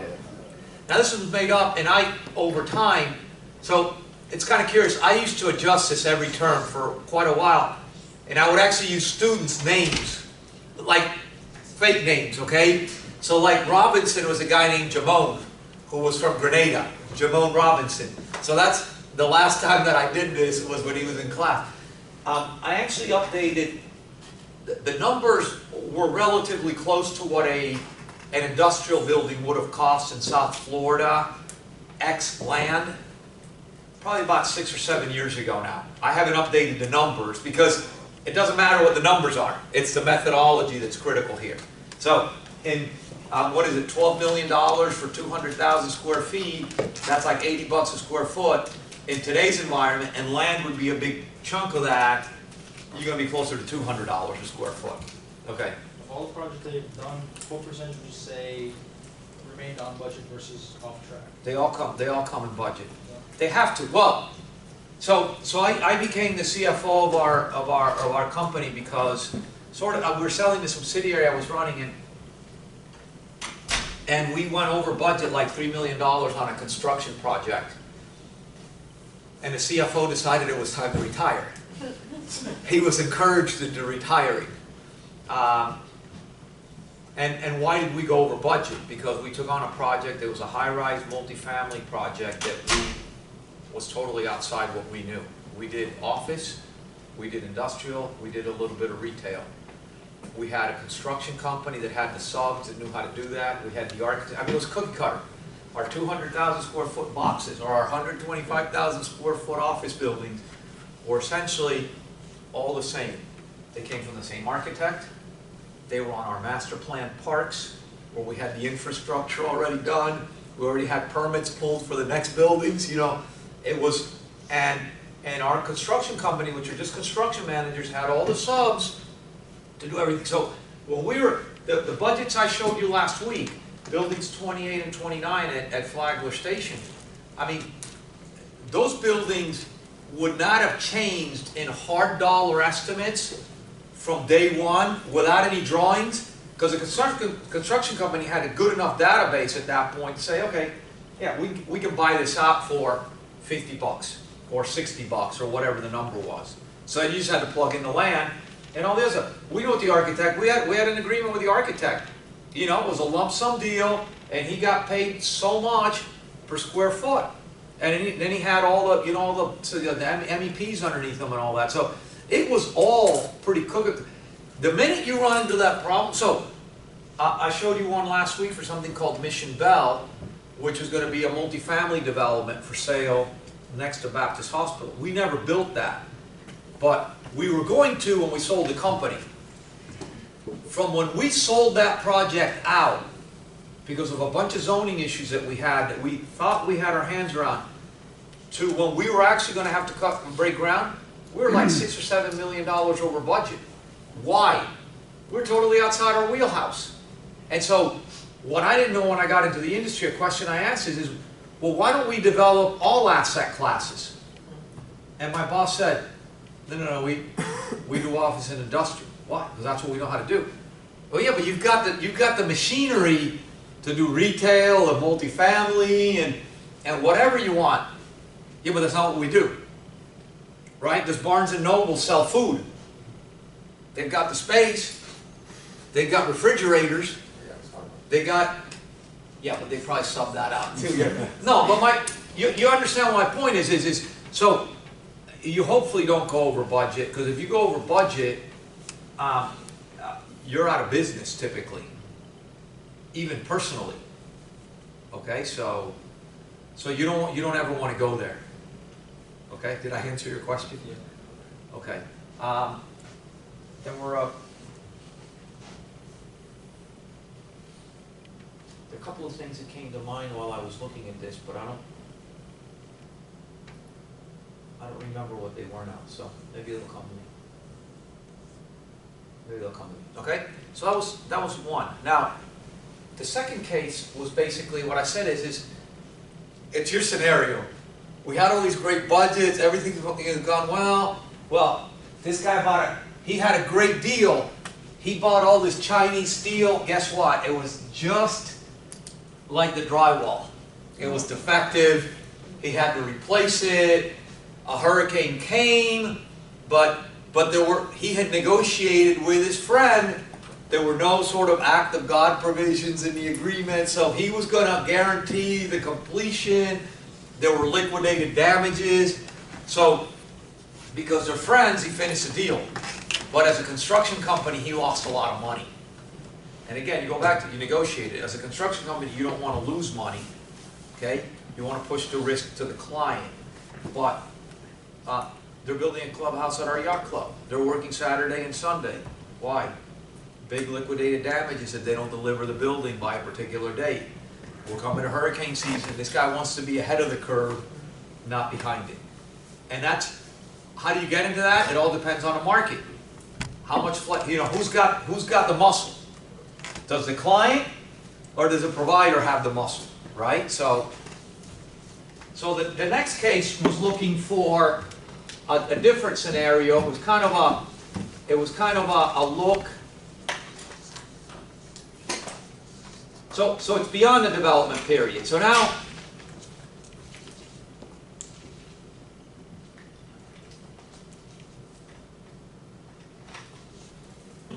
okay, so some of these links might be broken, okay? So, oh, I know. Well, there's one thing I was going to show. Yeah, this was in the bottom of, this analysis was done in the bottom of the other one, and I didn't show you, but I just wanted to do a proof of cash for me to make sure that my numbers weren't messed up. Okay, so my total development costs were $12.3 million. Non-cash contribution of land was 2.6. My construction financing was 7.1. I borrowed $300,000 from the interest reserve, and I've already funded this one. I got liquidated damages from the contractor for rents that I would have collected, and I should have an ending cash balance of $864,000 to kind of, work back to my original 2.6. And in fact, I think that's what I should have. I hope I don't mess up, but that is what I should have at the end of the project. I do have $864,000 of cash, okay? So, this case sort of takes the same background information that I did, okay? But instead of using estimates, I'm putting actuals here. So now, in the real world, this is happening month by month. Invoices are coming in, you're populating your job cost system, and every month you're coming up with a P&L and a balance sheet. It's a development period, most of the stuff's gonna go to the balance sheet, right? We've already talked about that. Most development period costs go to the balance sheet. There's some marketing and G&A and things like that that are gonna go to the P&L, okay? So, I'm not gonna work through all the detail of it, but it's basically the same information, but not actual as opposed to estimate. So it's ex post instead of ex ante, okay? We've already gone through this. So, so this, again, is just a summary of that development budget, but again, it's actual data as opposed to estimate data. So, again, this is, so the construction company's going to have its own P&L, a balance sheet, the development company's going to have its own. This essentially is what's going to flow up to the development company's balance sheet. And ultimately, at the end of the development, the actual cost became, the budget was 12.3, and we actually spent 12.28, okay? There were some over budgets here, but the way the case was laid out, the construction company picked up those excesses, okay? If it had been agreed that way, then the developer would have picked it up, and it would have changed the scenario. Okay, so that's just to accumulate data in order to move on to the requirements of the case, which is to figure out, well, okay, so I put $5 million into this, how much did I make? Well, before we go there, we got to see how the construction company made out, because we got to do the same thing for the construction company. Okay, so I did the P&L sideways here. So instead of doing sales and costs, I kind of did it this way: revenues and expenses, so that I could do it on a line item by line item basis. Okay, but basically the punchline here is this guy was only able to bill $7.1 million, but he spent $9.5 million. Okay, and you can see he had to make up a whole bunch on steel, and he had some other errors, and because the project went on for a long time, his general conditions kept going, but he wasn't getting reimbursed for it. Okay, so things that can happen. Or, sorry? Overrun. Yeah, so things that can happen. Okay, and then he had some liquidated damages he had to pay, so he wound up losing $2.3 million. How do I accumulate that? Well, I need to figure out billing first. Or let me back up. As a construction company, I got to figure out costs first. Then I can figure out what I can bill out of those costs. So I gotta do the expense components first, and then figure out how much I can get reimbursed. Okay? Yeah? Aaron, yeah? You're never gonna be a GC. You're never going to be a GC? So the first thing that I did is I needed to accumulate costs. So again, I used the form similar. I use a spreadsheet similar to the G703, and just kind of laid out all the months. And then what I did is I created one tab for each one of the line items, so I could accumulate the costs that the case was giving me, like a job cost system that you would post your disbursements into, and then it would group them by your sub accounts. Okay, so I'm not going to go through all of them, but general conditions. This is, there was a PM, a super, a clerk, whatever, okay? And that's how much you were incurring every month. GC fee has no cost ascribed with it, that is profit, okay? Earthwork. This is, how we paid them, right? And so on. So I just kind of laid it all out, and now I've got all of my costs. Now I got to figure out, of my costs, what can I bill, okay? And so, again, the way I laid the case out, they negotiated paying the general conditions over a 10-month period, okay?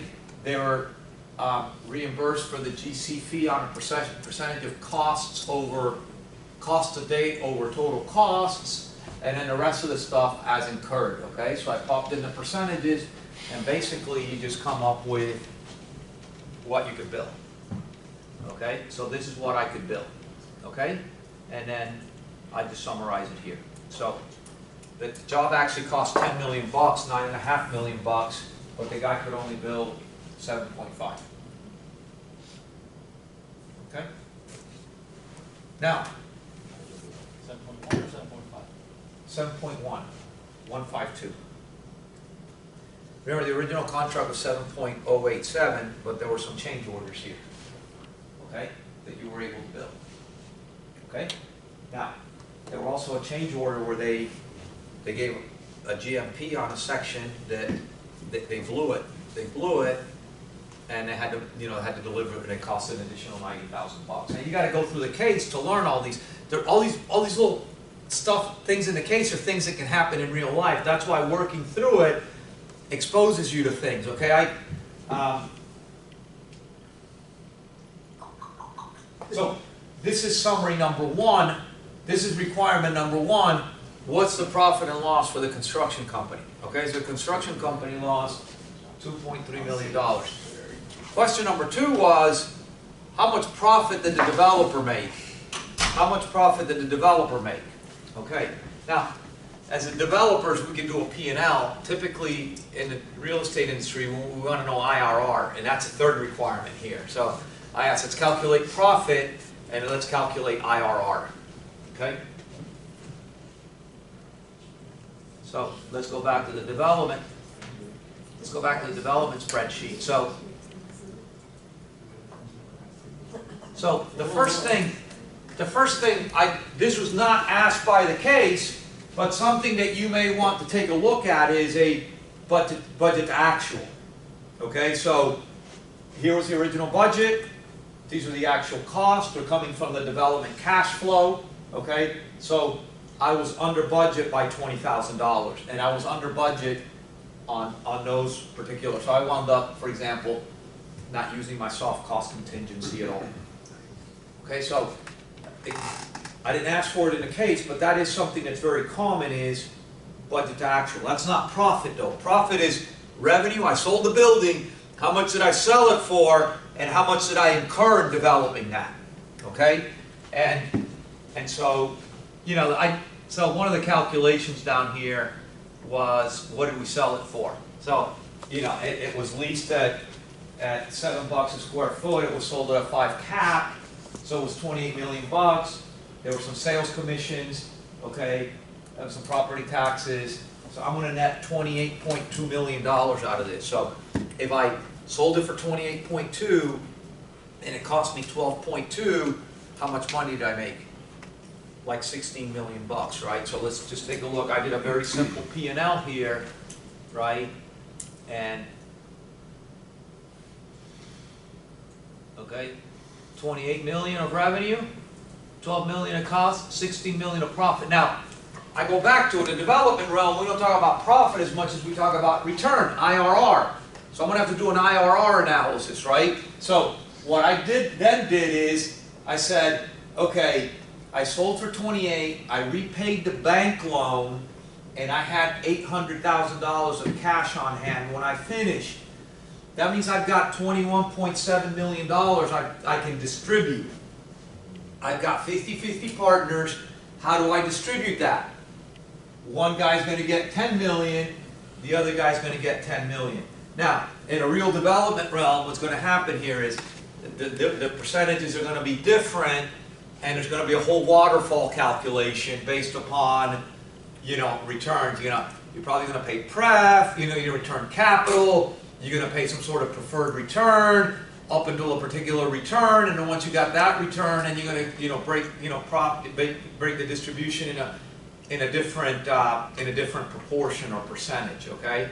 Or in a more traditional private equity realm, you might just distribute capital, preferred return, or preferred return, then capital, and then once you've done that, then you're going to split 80-20 or whatever. Or you're going to split 80-20 after a particular threshold above the preferred return. Whatever the partners negotiate.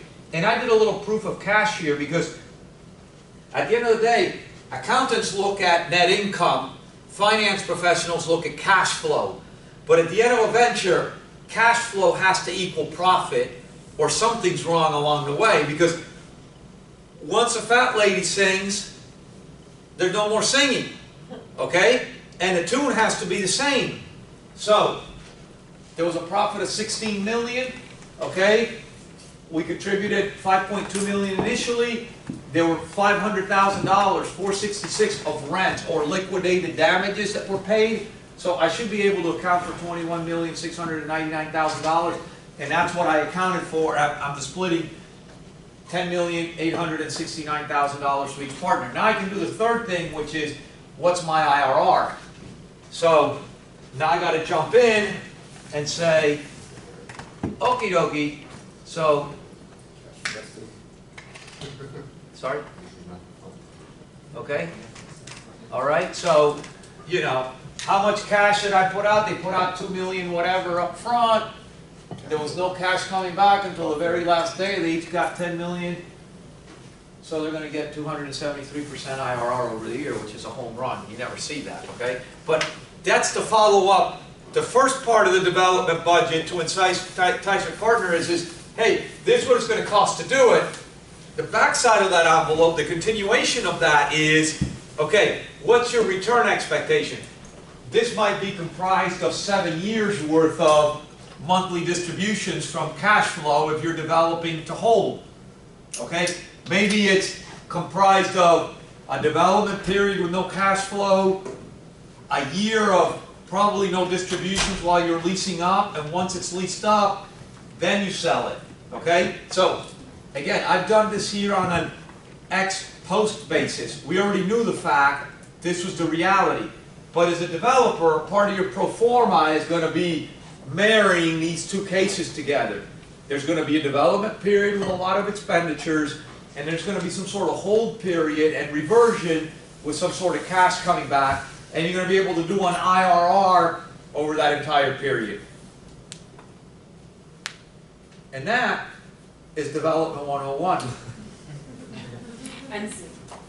End of scene. No, but that, I mean, does it make sense?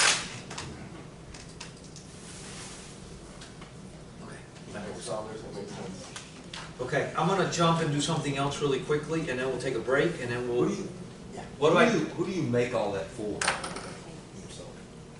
Well, so, I understand. well, you make it for your teacher so you get a good grade, okay?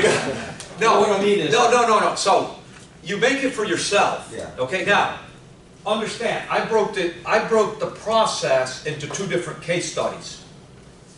You typically would do both these processes up front as one exercise. You would accumulate costs, model them out as a sources and uses. You don't stop there. We stopped the first case there, okay? But then what you do is, then you've got a lease-up period, and you're going to have some sort of sale. You put all that together in one spreadsheet, okay? And you calculate what your expected IRR is going to be. So who do you do it for first? You do it for yourself first. Second, you do it to entice a partner. Third, you do it for a financial institution. So ultimately, you do it for the capital stack, the debt holder and the equity holders, to entice them to come into the deal. You're going to be one of the equity holders as a promoter, as a developer, so you got to see it first, and then you start, and it becomes an iterative process, right? You start with a calculation, and then you just start going back and forth, honing it, trying to push, value engineer, okay? Push the contractor, push the envelope with the architect a little bit, you know, negotiate with all the other vendors, and then you start structuring your profit split with the equity partner as you're at the same time structuring the cost of debt. How much debt? Okay, do I need a mezz piece here? Look, the bank only wants to give me 60%. I can only get 10% equity from outsiders. I need another 20%. How do I finance? If it's a multifamily deal, then you've got seller deposits that maybe you could use. So there's a bunch of different there's a bunch of different, pieces moving here, and it depends on the asset class, how you're gonna structure it. So, it's iterative up front. It's managed as a project is going on, monthly, as costs are coming in, and you're updating that development budget with what your expected costs to complete are. And then when you sell it all, and you gotta distribute the money, you gotta do it all over again, so you can distribute the money. So the deal structure with your partners to help you do this, it comes somewhere in, not at the beginning, but in the middle of this process. Well, not day one, but before you break ground and before they come in. Yeah, but I mean, in fact, this fight I want to have with these guys I'm in is I'm a partner in an SPV that has a promoted structure. And now they're trying to double their promote. So, I mean, I'm going to use a word I don't like to use, but in development industry, people like to use the word retrade. Oh, we're retrading the deal. Well, that's like Indian giving. Okay? I mean, I don't like that, and sadly, it's part of our industry. Developers get into a deal, the economics aren't working, and they go back to their partners and say, hey, oh, we're going over budget here, or whatever, we got to change the splits, or, you got to get me more fees, or... There's a lot of that goes on. I don't like it. I don't like it. I don't find it honorable. But it happens. So, you pin that down before you start. You don't leave that open for the end. And hopefully you don't get these retradings along the way. Yes, Brian? So the construction company lost $2 million. Is there a type of insurance that they carry to cover up that loss? they just made a mistake. Yeah, I mean, the way I just did, the bulk of this, there were three or four items here that caused them to lose money. One of them was they bought faulty materials. They quoted the stuff at a certain thing. Some Chinese guy showed up with a great deal, and he thought they were going to make money, and they wound up buying. May not be realistic. Okay, again, you probably wouldn't buy stuff from somebody that wasn't, reputable. The other one was when they gave the GMP, there were certain items they didn't account for, but they were responsible for them. And then there were liquidated damages. They guaranteed a completion date, and they didn't meet it. And so they had to cough up some money. Do they always work with such a tight margin? Construction businesses are paper tigers that work on relatively thin margins and large volume. Tough business. Tough business. Have you ever shared your performance with your soft cost consultants before, just to kind of help them understand the bigger picture?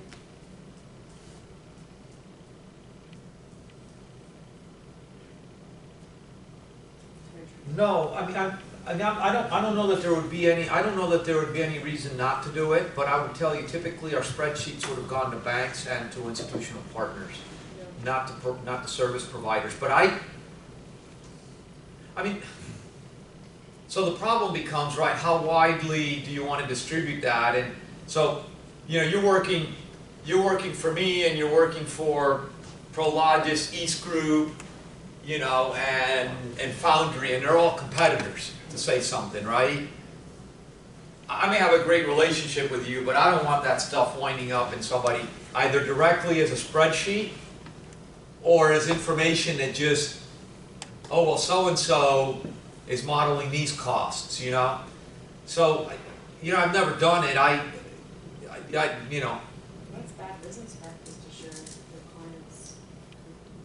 Oh, I understand. It's bad business practice for students to share their work, too. Yeah. But it happens. It's just the way of life. I mean, we talk too much sometimes. And I'm not trying to beat up on students, so I'm not looking at them. No, it's human, it's human nature. It's human nature to, I don't want to laugh. It's human nature to talk out of turn sometimes. And so I'm not saying that there would be a wanton or willingness to, to do your clients wrong, but it's just too easy to, share that stuff. So you want to keep that close to the vest.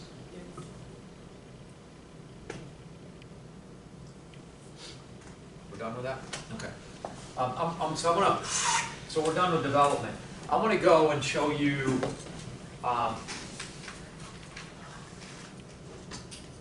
and it's gonna pick this up a little bit, but, so we started talking about,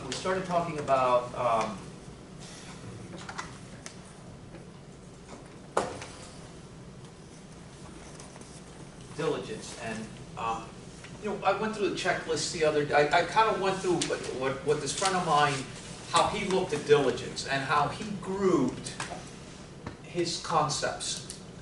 And then I sent you like 5 different diligence lists, and I want to repeat what I wrote in there. This is not to cut and paste and say, every diligence job, every time you acquire something, you're going to have a totally different set of concerns, okay? Ultimately, diligence is a process by where you mitigate risk, okay? So, depending on the transaction, there's going to be different risk. If you're buying land, it's going to be different than you're buying cash flow, and I think I said it there. If you're buying land, you're going to be much more concerned with site conditions and environmental and permits and zoning than if you're buying a building with a bunch of tenants, where you're going to be much more concerned with credit and the certainty of the cash flow, the lease terms, the spread to market, you know. So depending on the circumstance, you're going to focus more or less on certain things. What I'm going to walk you through is so in the institutional realm, what happens is, you know, somebody puts a sign out and it says for sale. No, it doesn't happen like that. We talked the other day about Eastville, we talked about HFF, we talked about CBRE, we talked about Marcus and Millichap, we talked about Cushman.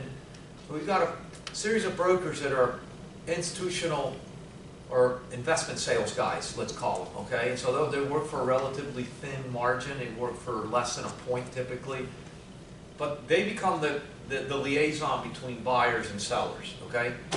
They put a book together. Here's a book. This is a real building. It's called Echelon Point. It's in Gateway Park, which is a sub-market in St. Petersburg. So it's across the causeway from West Shore.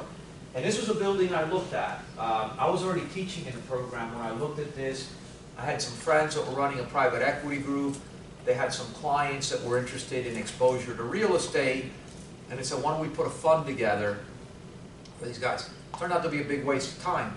But I use it for class now, so it wasn't a waste of time. It actually was a great exercise, okay? And for me, this particular building is why real estate is powerful, okay? Because, and I want to jump to the sort of, you know, punchline on this. This building, you know, Class A office building in a nice sub-market, essentially 100% leased to 3 publicly traded companies with stellar credit. The building basically could be bought at the time for about an 8 cap. At the time, you could buy the bonds of each one of those 3 companies for about 4%. And so I thought, I'm buying the same credit, and I'm getting 8%. If I buy the bond, I only get 4. Now I get more liquidity, but I'm doubling my return. And the day they blow out, I can replace them with somebody else. Maybe, you know, I can reprice the bond.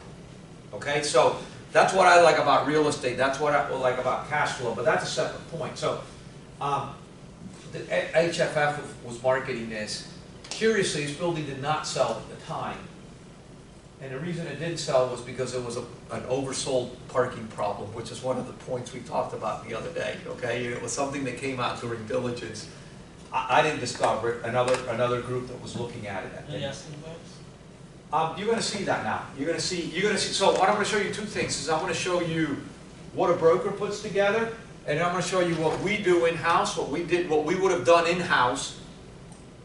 I wasn't in-house. In-house was like me working in my office at the time, and then I'll show you what we sent that family office that we were talking to. So anyway, but you know, what kind of stuff do you see here? You know, you see a bunch of disclaimers. You see a bunch of glossy pictures, and included in those glossy pictures, you're also going to get a series of information related to the structure of the building. But let me jump to, you know, floor plates, blah, blah, blah. You're going to get a couple of things typically. You're going to get what's called a stacking plan. And a stacking plan, you don't see it that well here, but in this particular one, they color-coded the leases and the spaces, okay, with the information. You can look at one image and see who's there, what they pay, and when they expire. So it's a nice visual graphic. Sometimes you see it, if it's a single-story building, you may see it sort of top-down, but a stacking plan basically is going to give you sort of graphical image or view of your tenant and lease structure overlaid on a building, okay? Simple, but very easy to read. You typically are going to see that, and you're going to want to create something like that, some information on the major tenants. This is what a rent roll looks like. So a rent roll I mentioned the other day is essentially a legal document, okay, which is typically one of the representations that a seller needs to make, which says, this is the rent roll. This is the contractual summary, or the mathematical summary of the contractual relationships that I have with my tenant, okay? There's a tenant, there's a suite they occupy, this is the lease term, and this is the lease payment structure. Bumps when they happen, and then there may be some write-up on additional concessions, or the right to expand, or to contract, or whatever. But rent roll is critical to take a look at, okay? Now, in addition to that, one of the things you're going to get with an offering circular or memorandum is going to be an Argus file. So the seller is already going to prepare an Argus model, because you're going back to what's the price? Well, you don't put prices on institutional real estate. No. No, you don't put anything. Because you've got informed buyers and sellers. Now, you're going to guide them to a price, because what you're going to do is you're going to give them an Argus run with your market assumptions, and your releasing assumptions, and your capital expenditure assumptions, and you're going to say, hey, based on this, you diligence it, but hey, this building's a 5 cap building, and you look at this cash flow, from this Argus model, this thing's worth $23 million. And I go back to, I said it last week, my experience, 25 institutional guys receive a package, 15 to 20 look at it, 10 to 12 bid on it, throw 2 or 3 out the door, but you got about 10 of them that are within a very tight band. Part of that is because a broker is going to informally guide the buyer, okay, to where they need to be, but also because there's a seller expectation given the cash flow that's there, okay? Can you move that sidebar to make it bigger, please? Yeah, can.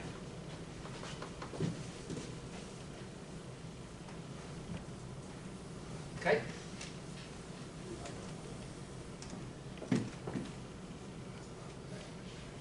And then, there's like a P&L that's there, all kinds of junk. So they're going to give you, this is the Argus run, this is a summary of the Argus run, okay? So they're going to give you a lot.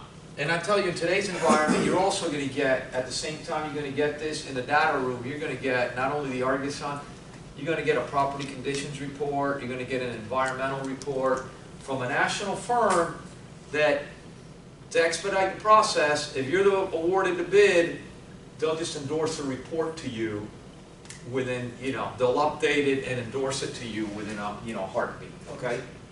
This about deal. Yes, sir.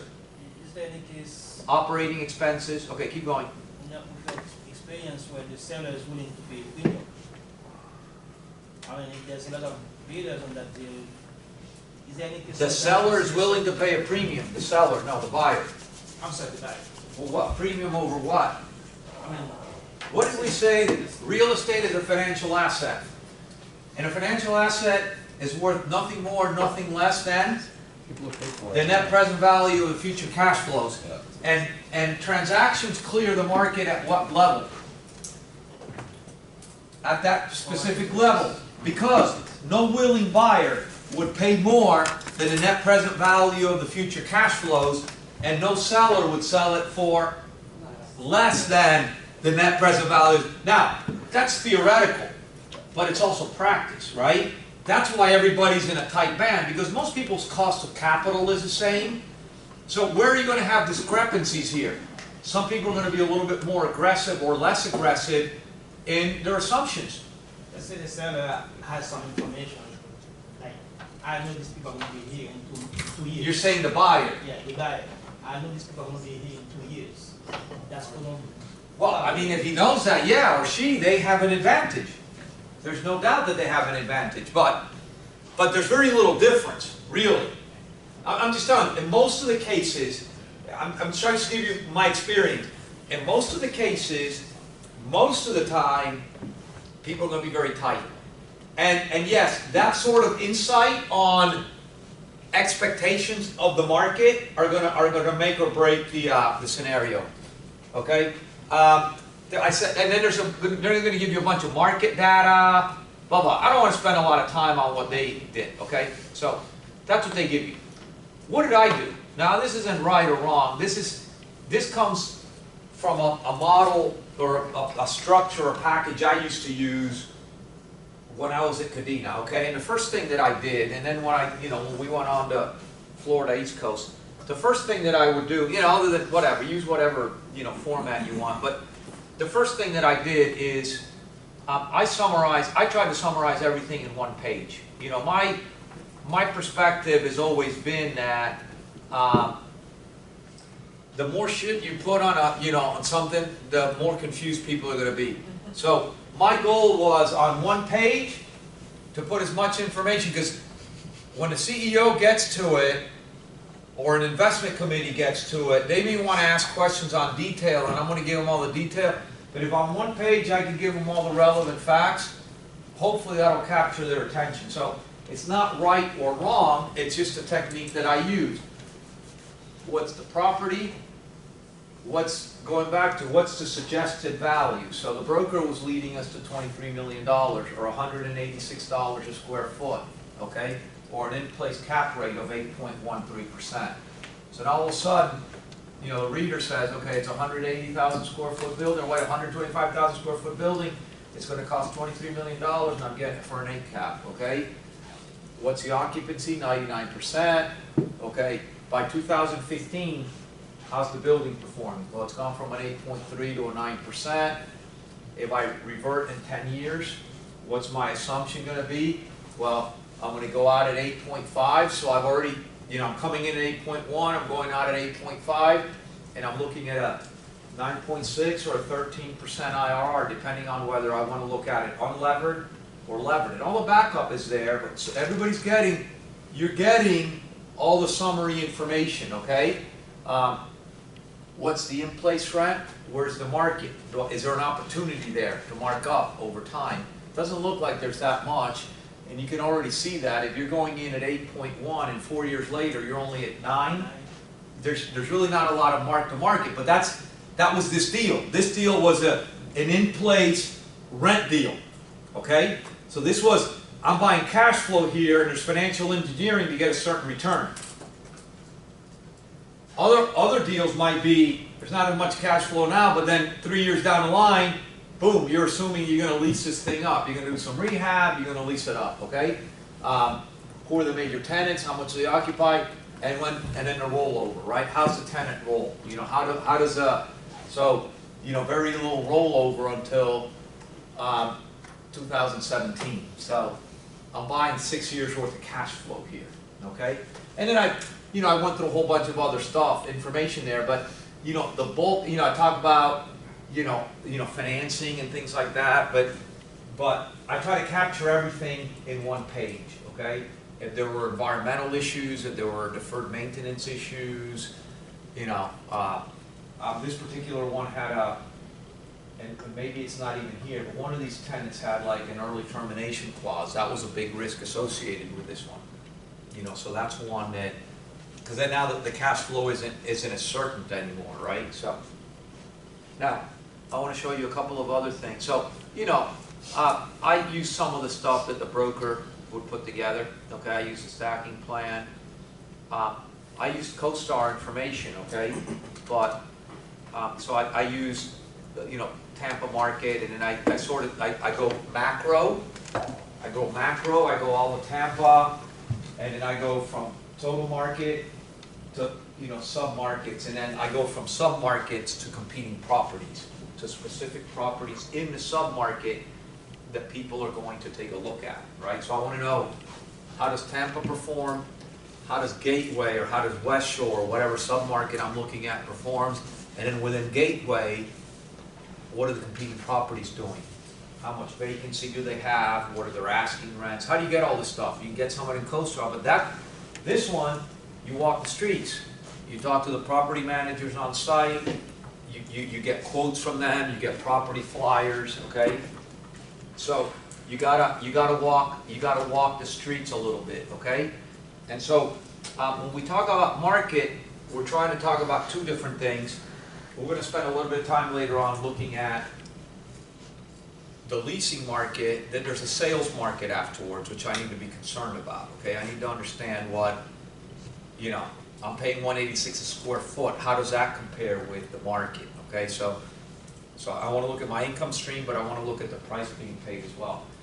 This is a similar analysis to the one I showed last week, which is what we used to do in our development cycle. But I take a look at absorption, market vacancy, and market rents all at one time. Now, you know, I'm looking at like 2008 or 2006 all the way to 2011. So, you know, obviously there was a problem there with you know, huge vacancy. You know, we had the financial crisis in 2008. So this is market data, but rents were going up all of a sudden, you know, and vacancy's coming down. The market blows up, vacancy goes up, rents come down, but it looks like it's starting to stabilize at this point. Okay, there were a lot of deliveries that also impacted the vacancy, but then very little deliveries and very little absorption. But I got a leased building, so I'm not concerned about that. Okay, if I had an empty building, I'd be very concerned about that. You know, top transactions, what are the big deals happening in the market? Okay, and then I look at sales comps, right? So, you know, what are competitive properties selling? I'm talking about paying 186, and, you know, the two most recent deals I find of similar type product are at 194. So I'm in the ballpark. You know, I'm not going to be exactly where everybody else is, but I'm going to be, you know, in the ballpark. And then I'm ultimately, so I'm going to go through a little bit more. So, you know, I put the rent roll, I do my lease expirations, okay. I've got my cash flows, but ultimately I've got my market leasing assumptions. I never went over this, but this was a target sheet that I always used to input stuff into Argus. So what's market rents, what's expected rent growth, what are operating expenses, what's our operating expense growth, how long is the building? I mean, those of you who've done the Argus class, hopefully have addressed this kind of stuff. You know, on expiration, what's the probability of renewal? How long is the space going to be dark? How much TI do I need to spend in second generation space? So, I mean, this was just, you know, what are the leasing commissions going to be? This is just the sort of input, the assumptions that go into Argus, into any cash flow model, in order to fully build it out over a period of time. Operating expenses. So, you know, what do you estimate? Well, they give you something. There's a historical trend. That's why you look at historical financial statements. But that's why you also have industry data, BOMA, IREE, etc. That give you comps in. Plus, that's why you're also going out there and taking a look at all the contracts and taking a look at insurance and taking a look at property taxes to see, after you purchase, what are the operating expenses going to look like? Okay, that's all important. And then I hadn't done a site visit when I've done this, but see if I can pull this up a little bit. So ultimately, I just blow out a 10-year cash flow, and I revert the building in year 10, and it gives me an unlevered IRR of 9.6 and a levered IRR of 13.6. Now, the other thing I did here is I did a little bit of sensitivity analysis, and I haven't had the time in this class to do any data tables, but I just did a bunch of stuff here with data tables where I played around with what would happen to IRR, levered and unlevered, and what would happen to cost per square foot, depending on my going in cap rate. So I'm going into 813, I'm gonna pay $23 million, levered and unlevered. But then I can also do a data, you know, I played with the goal seat the other day, and you can let Excel do all this for you. If you've got the plumbing right, you can set up the spreadsheet where you can, you know, just set up, you know, all the different looks that, you know, you want to look at above or below a particular point, so you can play on, you know, if I'm doing better or if I'm doing worse, okay? I played around with the effect of interest rate on the debt. I played around with the percentage of leverage. And this is one where I think I mentioned the other day. If you take a look at, notice how small changes in interest rate don't really give you as much juice as leverage is really the big component here. And that's why this brings us a lot of risk. This brings us a lot of risk. So a lot of leverage brings you huge returns, but if the cash flow gets impacted, you very quickly go the other way. Okay, so, and then you know, the other sort of big plug here is what are you assuming for exit cap, right?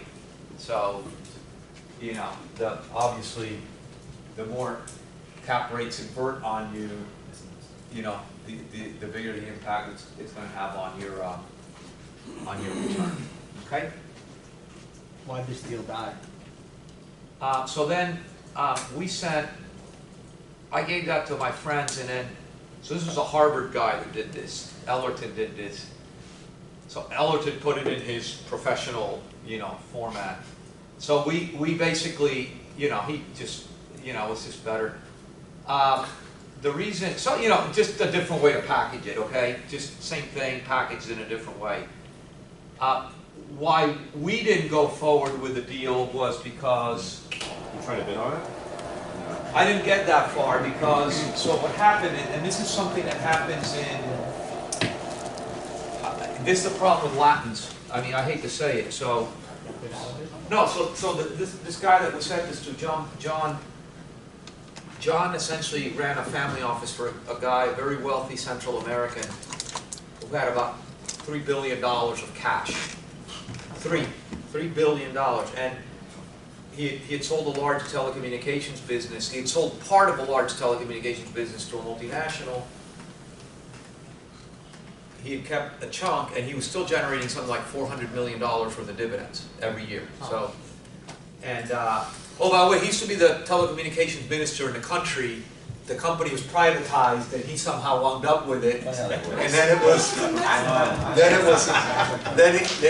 wasn't Mexico. It was not Mexico, but that kind of stuff has happened in places like Mexico. Okay, so no, and so we made this presentation, and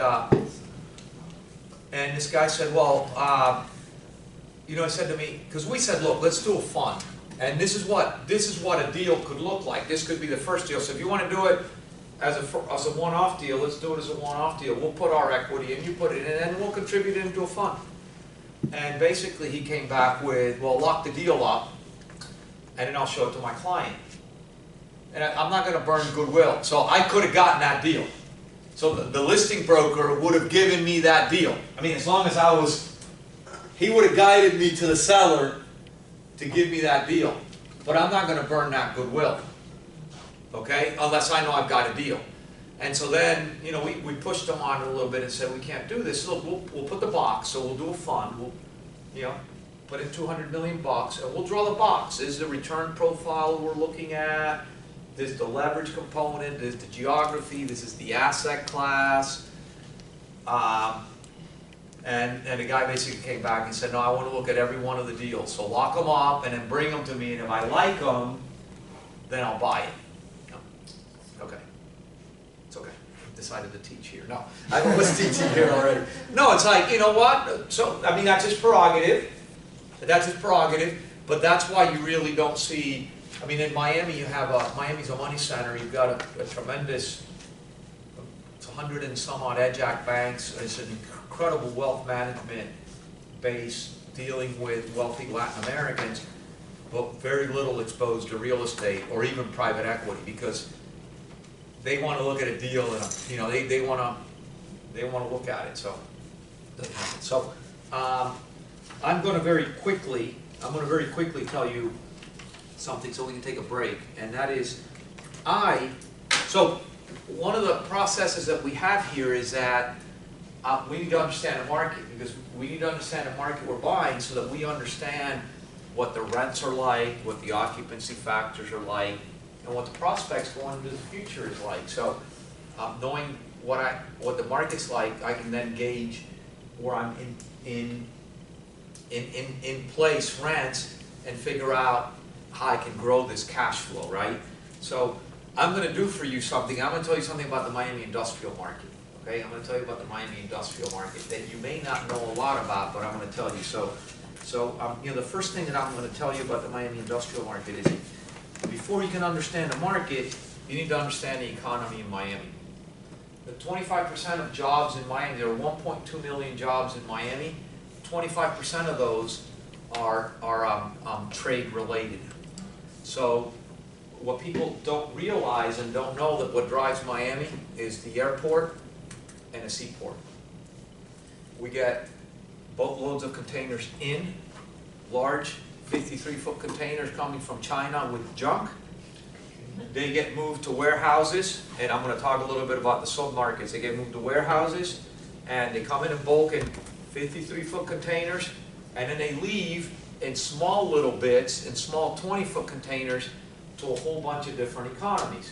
So, for example, I think the largest trading partner, I forget where it is now, like the largest trading partner of Miami today, as an export basis, is like the Dominican Republic.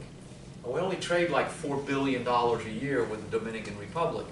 But there's like $3 million that go to Puerto Rico, and $3.5 million that go to Honduras, and $3 million that go to Guatemala, and $3 million that go to El Salvador, and $4 million that go to Panama, and $4 million that go to Colombia, and $5 million. And all of a sudden, what we have is we receive bulk material, and then we send to a bunch of smaller. They get consolidated and sent to a whole bunch of smaller. So I used to see this at the trade zone. We take 5 containers of clutches from China, and then the guy from Guatemala would come once a month to Miami, and he'd buy clutches from this guy, and brakes from this guy, and fluid from this guy, and wipers from this guy, and once a month he would take a 20-foot container with all the stuff for his business in his small economy. That's who we are. So 25% of our jobs are trade related, and hence that's really going to be driving our industrial market. So you're going to get a sense we're going to have a large industrial market in Dade County, okay? Curiously, 15% of the jobs are in education and healthcare. University of Miami, FIU, Miami-Dade College, Jackson Memorial Hospital, Baptist Hospital, UHealth, okay? So those kind of jobs are going to drive, I'm not going to spend time on that, those jobs are going to drive a lot of office or institutional type space, okay? A very similar number, about 15% of the population are professional services. Lawyers, accountants, architects, engineers, and that's all going to drive primarily suburban office, okay? And then about 150,000 jobs, or about 13–14% is hospitality. It was, oh, Miami hospitality. Well, it's like the 4th largest sort of industry group, and it does drive, in particular, the entire beach and part of downtown. Okay, so that's all hospitality type assets that it drives. So we're not going to talk about. I'm not going to talk about any of those, but 3/4 of the jobs in Miami are in those 4 sort of broad industry groups. Okay, and you're going to assume that asset classes are going to fall somewhat from that. How large is the Miami industrial market, you ask? Big. It's approximately, I mean, in my mind, the number I've always used is about 200 million square feet. It depends on who you talk to, but somewhere between 200 and 250 million square feet. Okay, it historically has had very high vacancy, occupancy. It's a port city. It's a very much in demand market, and so today, the market is 96% occupied. There's only 4% vacancy. So as you can imagine, rents have been moving up. The market's changed. 10 years ago, Class A product was typically in 24-foot high, 40 by 40 column, clear space. Today, the new buildings coming out are 34 foot high, and we're seeing 54 by 60 column spacing. So much more efficient distribution, much more bulk type distribution. Rents have crept up over the last 10 years to about $12, $12.50 a square foot industrial gross. I did not get a sense, I shouldn't say I get a sense, I did not get a specific number for where operating expenses are today. But I know they've been going up because insurance costs in particular have gone up in this area.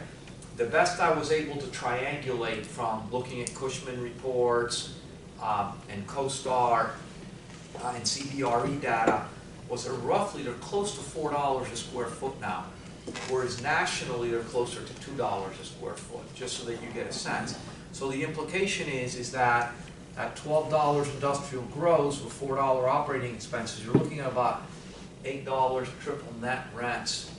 And if we just kind of ballpark assume that cap rates are 5% or sub 5, we can easily come back to the $200 a square foot for a building in the marketplace. And the reality is, and I'll talk to you about a couple of transactions, the reality is cap rates are lower than that. They're closer to 4%, and Class A assets are trading well north of $200 a square foot, $220, $230, $240 a square foot. Okay? To date this year, there's been 1 million square feet delivered into the market. And if I take a look at the last 12 months, absorption has been 3 million square feet. So over the last year, the last trailing 12 months, absorption has been 3 million square feet. Historically, over the last 10 years, absorption has been 2.4 million square feet. Okay, so it's been a relatively buoyant market, but the question becomes then, if I'm absorbing 2.4 million square feet, how much new product is coming online? Well, there's 4.5 million square feet under construction. And so I think under any sort of scenario that you take a look at, likely rents are going to cool a little bit, and occupancy factors are going to temper a little bit, or vacancy factors are likely going to go up, okay? Because you're going to put double the supply of the historical absorption. And I've said this, I don't have the time to go through this, but if you go back 10 years, 2% changes in vacancy brought rents down almost 50%, net rents almost 50%, because everybody wants to keep, people panic. Okay, so anyway, who's building this stuff? Well, the industrial market's really controlled by a handful of people. Prologis, East Group, which are both large REITs, Flagler, which is the remnants of the company I used to work for, which has some space left. There's a couple developers out there, Foundry, Bridge. I'm not sure who their joint venture partners are. They're institutional. And then my old boss in his family office now has a large industrial tract that he's doing. But those 5 guys essentially control all the product coming out. I can't tell you, this is a personal observation, this isn't from CoStar. There are probably no more than 400 acres available of developable industrial and office land left in Dade County. So the bad news is short term, there's a lot of product coming on. Longer term, there's not a lot more stuff you can fit on, okay? We have several sub-markets, but we can kind of take a look at roughly 40% of the market is what I'm going to call, there's 2 sub-markets. One is called Airport West, and the other one is called Medley. So Airport West is literally what it says. It's Doral and all the area west of the airport. Why? Just like stuff comes into the seaport in boxes, because of the air network that we have here, a tremendous amount of cargo comes in and goes out to Latin America through the airport in Miami. So proximity to the airport is very important. And then 836 takes you from the port to that Airport West, Doral market. So Airport West and Doral, Airport West, Doral, and Medley, which is just north of it, are 40% of the industrial market, each being about half, okay? But they kind of run into one another at this point. It's that whole corridor just stop to think west of the airport, all the way to the turnpike, all the way up to Medley, okay? The next biggest market is basically the Golden Glades area. CoStar describes it as North Miami or North Miami Beach, but it's the Golden Glades area. It's the old Gateway Industrial Park.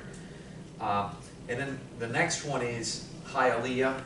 There's 3 submarkets: Hialeah, Airport East, and Airport North, which is also Hialeah. And that's about 30%. Okay, now, when you take a look at that, the bulk of the product in Airport West and Medley is Class A.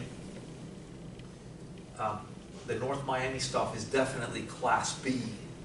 And most of the stuff in Hialeah is Class B minus C. Well, it's by age. It's not because it's Hialeah. It's because just age. And so a lot of that product is going to be smaller. It's going to be front loaded. It's going to be street level. It's going to be a grade. It's going to be smaller bay, 16-foot clear. So it's a totally different product than what's being built today. And so as stuff ages, it falls down in category. So, what's front loaded? What's that? So, top down, okay? So, do you know Miami at all? Yes. Okay, literally just on the west side of 826, past the airport, there's a PS. It's owned by PS Industrial Parks now. It's a big REE, but it's an industrial product from the 1970s. Okay, you've got about 5,000 to 10,000 square foot bays. You've got a parking lot here. You've got some sort of truck court here. Okay. You've got an office that people walk into here, and then the trucks drive into here, and the street and the industrial bay are at the same level. So now the truck's got to have a lift gate in order to unload. Now, so that's great. Let me see if I draw this right. So if you look at that part, there's a section of land here. So the Tisha started building this in the 70s. And then we did a joint venture with them in our first project out there, which is called Beacon Center. And all of a sudden, Beacon Center goes into the 80s. And so now we've got the kind of design that we use today. So we don't do front loaded, we do rear loaded, right? So, and what we actually go is we're grade in the front, and we're up high in the back. We're at a dock level in the back. So we've got something that goes kind of like that, right? Right. So people come into the office in the front, and then you drive around the building, and in the back you come in, and that's where the truck court is now in the back. And now that building is tilted up in a way that the truck can back up, and he's got his 4 foot there, and the truck comes in, and the forklift can drive right in and out of the truck and load and unload the stuff. Okay, so that's front loaded, that's rear loaded. You've also got cross docking or cross loaded. And so when you get buildings like, so your UPS or your FedEx or your, Schneider Trucking, you're going to get cross docking or cross loading. And so you're going to have doors everywhere. Okay? So trucks come everywhere and stuff goes in and out of everywhere. Because they don't need an office here. This is just stuff coming in and out. So you need a lot of doors. Okay?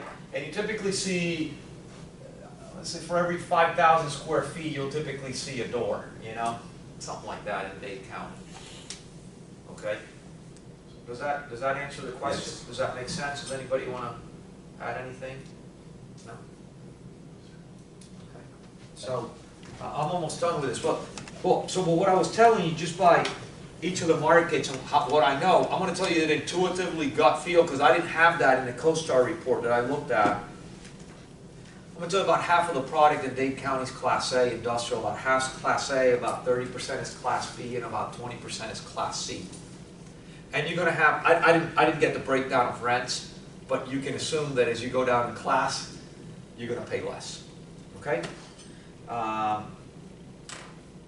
Large transactions, the single largest, a third of the 3 million square feet of absorption, 1 million square feet was what's called this Kerry Meek Industrial Park at the Opelika Airport, and that's Amazon, okay? And I think Foundry Development was the one that did that deal. So that's kind of the leasing side. The sales side, the transactions, so sort of across all asset classes, what CoStar's reporting is cap rates of 5.9 and price per square foot of $150 a square feet. I would tell you there's not a lot of Class A asset there, and these holders of Class A don't really sell a lot. You know, these are cash flow vehicles, so you don't see a lot of Class A in that population. Because I go back to, with net rents at $8 and cap rates closer to 4, which is what I know where they're trading, you're seeing prices in the $220, $230 square foot price for Class A product. Class B product, Class C product is trading closer to 100, 120 bucks a square foot, and that's how you get to the $150 square foot. That's a Miami industrial market at a very high level. So what you're going to do is you're going to take a 7-minute break. You're going to come back and break up into groups, and you're all going to look at a different market in South Florida for 45 minutes, and then you're going to report just like I reported on this one.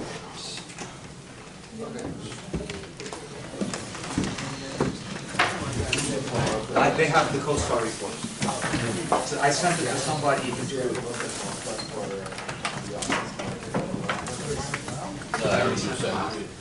I'll tell you what group you're in now as you come back. If you're tired. So tired.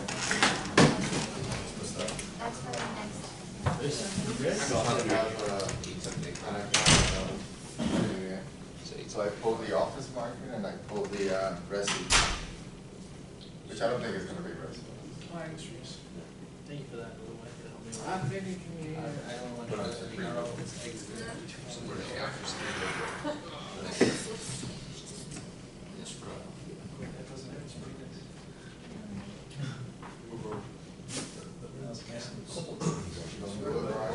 I'm gonna do it. That's cool. Do you have cheese in them, or is this straight guava? I think it's just guava. I don't think there's any with cheese. What is this? It's called, what's made of? You tell me if there's cheese There's first, because ham I in it. can't Wait, eat which cheese. one? No, you had it already? Those I think have like ham and No, stuff. this is Ham. Ham and gluten. what's cheese on?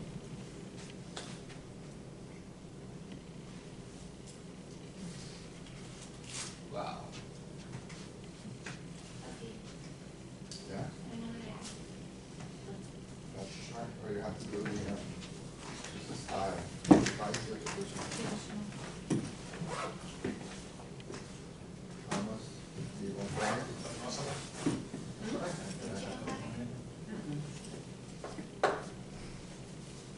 So we are at 26 bucks.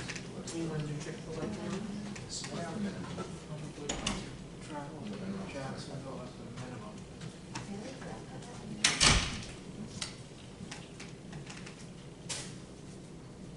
What did you have? And the guava. I Both. So get coffee. owe you coffee. You do? Love it. I didn't have my wallet. Holy shit. Anybody want Greek? Can we just order it on the side or something? Like a, yeah, hummus? Yeah, or is it sticky? Well, how about like a Sorry, that's in, falafel and hummus? Publix. I don't. And they had some really It's good like things. falafel. I was like, I'm oh. not a huge fan of falafel, but I think it's Other than let's do this. Do, Oh. do Turkish people do falafel? Not a lot. Yeah, I'm so tired. I only got 3 hours of sleep and I have to drive all the way to Jacksonville after 5. Jacksonville, what the hell? This one's Well, that's only a pit stop. I'm trying to go all the way up to Savannah. Go fly to Friday. Which means I'll be on the road till 2 or 3 in the morning. Oh, you gotta, share your thing with me. I never turned it off. It turns off on its own, I think, too. No. Oh my I shared with you indefinitely. Unless I turned it off. I have applications sent to like 10 different people right now. I'm trying not to fall asleep. Because I don't know how far I'm gonna make it, honestly. If I start falling asleep before I even get to Jacksonville, I'm not gonna try to get to Savannah right away. So that's an additional 2 hours through fucking nowhere. In the middle of the night, and on no sleep, I think I can chill.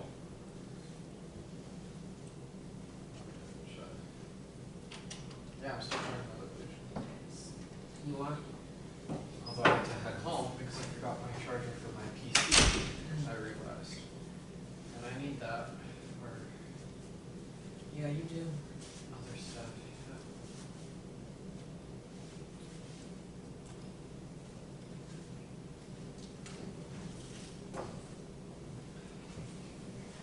What if you don't have a secret? So like, hidden, like, Where do you look for me, but I didn't leave. I have to put them in my car, but it's gonna be hot in my car. it is, and it's not good. I was gonna go sit with you. Why am I not for no? They smell good. I'm gonna end up being hungry the whole class. I think it's the thing that's popular. Yeah, no, I would wait if I were you too. Because I don't wanna have them get so Cause I've bad. had like. A lot of them had mango. What? What? Listen, a lot of the fruits here have Like, it has pesticides, I'm pesticides. allergic. No, like it's from my tree. It's literally from her tree. No, I she saw just, them fall. no, she just said that to me. She didn't say that before I said that Oh. I had pesticide allergy or whatever, so. Well, you should try one. Like, steal one from there. I know, I'm just a little timid. Trust me, mango is like one of the best fruits out there other than apple. Yeah, everyone tells me that. Everybody tells me that.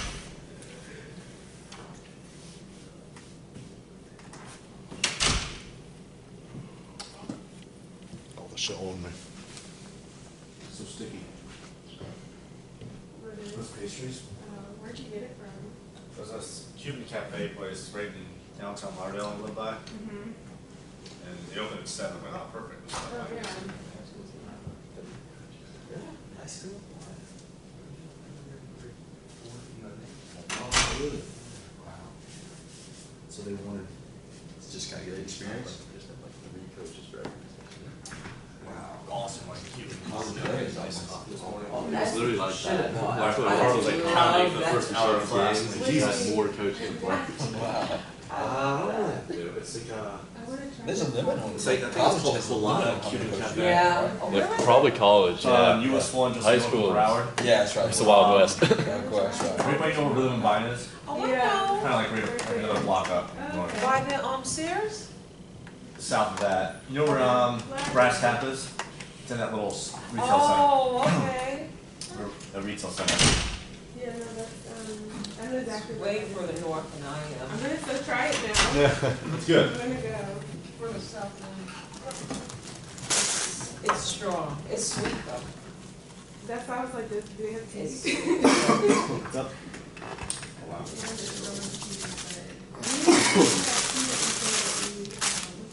Oh, I sent it to some. I thought I sent it to you. I didn't send it to you. Drops in? Yeah, drops. Yeah, no, you can send it to me. Okay. You got a bunch of drops.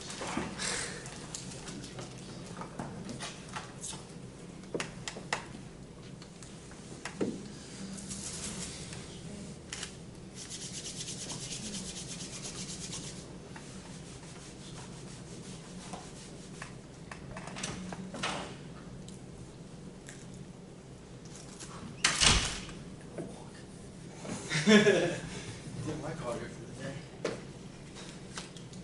You walk down there? What is for lunch? Like a little plan this time, like a Pokeball again? Which is the last one? I'm just gonna send you that website. Oh, dude, come on. This tea. Oh, yeah, a blizzard? Green tea, I think I'm Green sending it tea? to you. Yeah, it was like, I got red bills. What did she say? Red bills. It's green tea that I drink Oh, in the green morning. tea, I'm sitting Yeah. rain. It does, when you see that, Yeah. like an actual coconut. Yeah. Yeah. You got it? No, Yeah, sorry. I think it's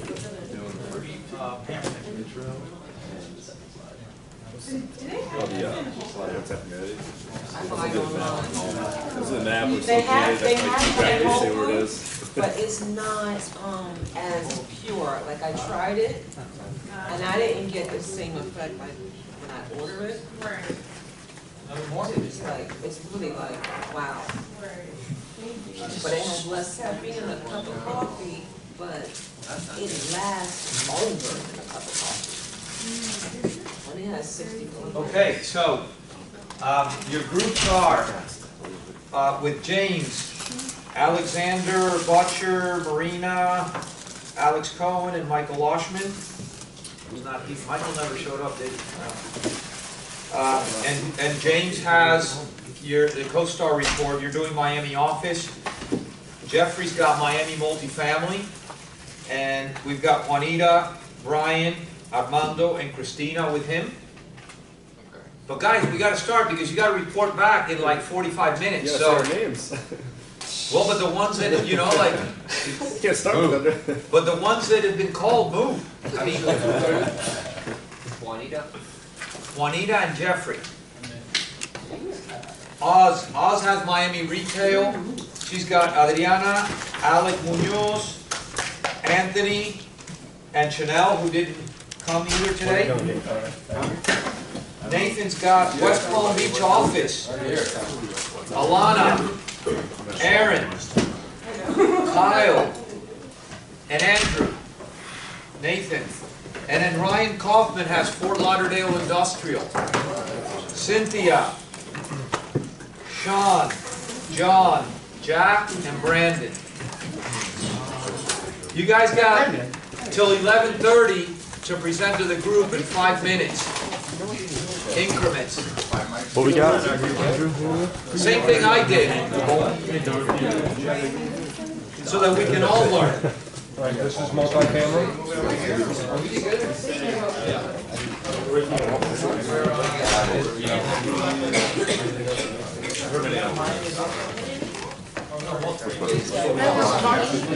You got Jack, right?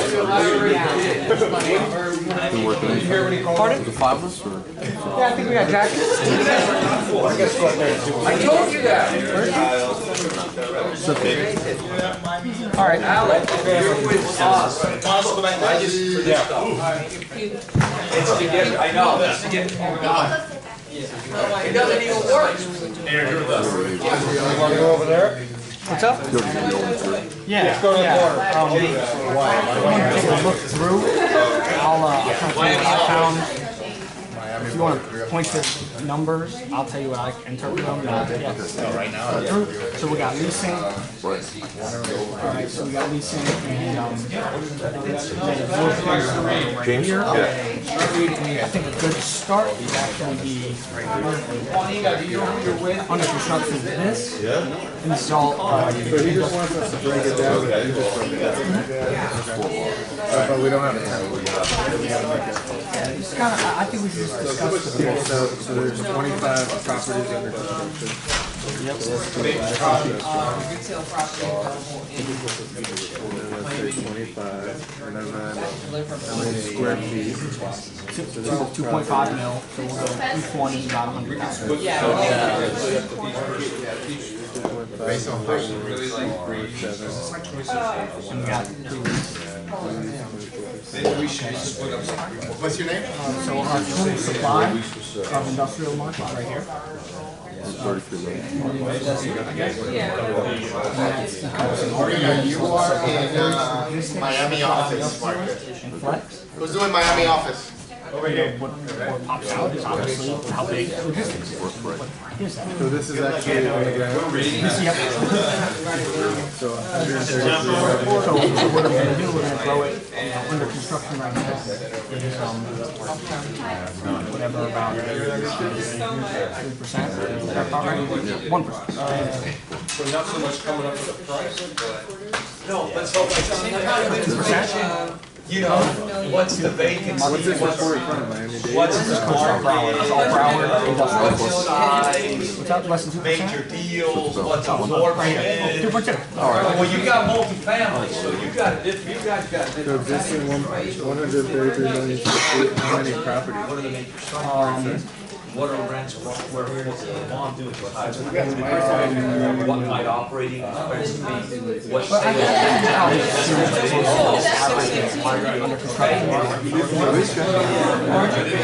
Jack, Mayor. Why would one person or two people do like find a key overview and then go to another group to.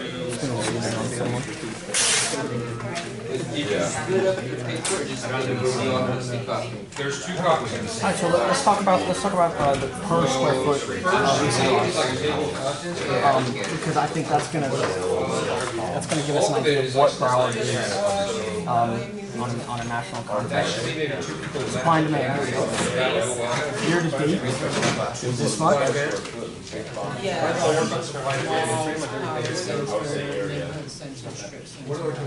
let's go over the 12-month net absorption. This is how much, net release. I think we should just, all it's doing is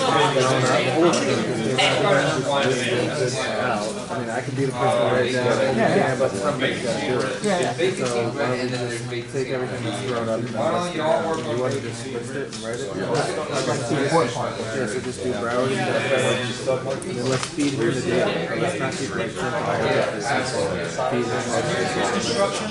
So let's start with new construction. And let's start with the whole market. Let's start with how big the whole market is right now. Okay, how big the market is? Oh, you did, right, that is what you said. And now we have occupancy. You said the whole market was 100%. No. The whole market. They'll take whatever the resale is. And then let's break it down into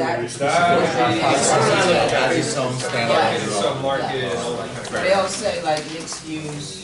Your supply demand, your rents, and I don't tie into yours. Just your new rents. So then let's break it down. Let's go percentage wise. Can I get 100 over 133? That's gonna be a number. And you start listing all those things now? And then just to show you what's going on. Yeah, she wants us to now find and That's 75%. Like I said, do that. Construction related, like supply and demand coming online. and that's how So it's 10 is 11, and then the last one 19 is 133. The second one was conditional.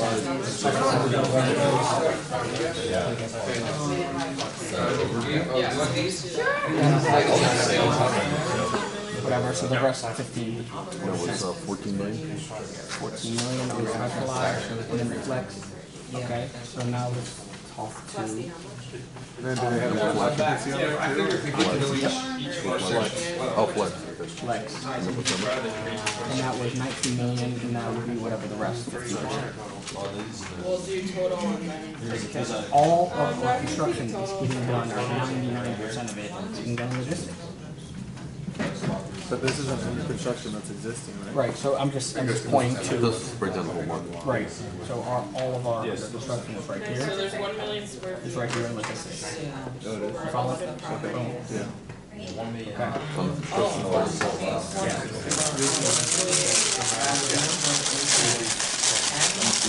What's the number? 2.5 million.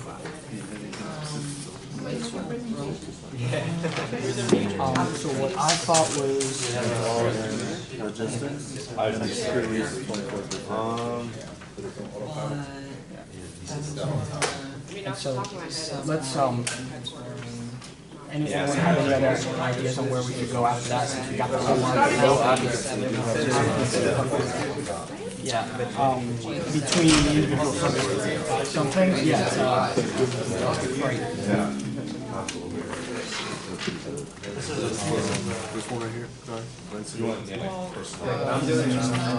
Yeah, let's just say like the major, like, so we'll say the geo groups, they have a massive geo market. Well, this is like, I see some actual business name in Coke Tone Innovation Campus. They have. Okay,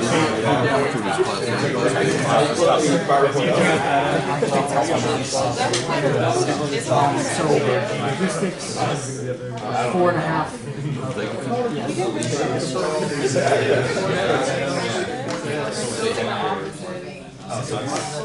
CBRE, that's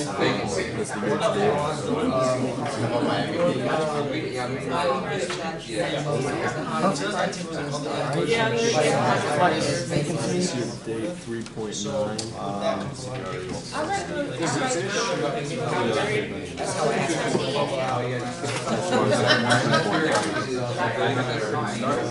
No, what he did was he chose, he just sent out these things like 2 days ago.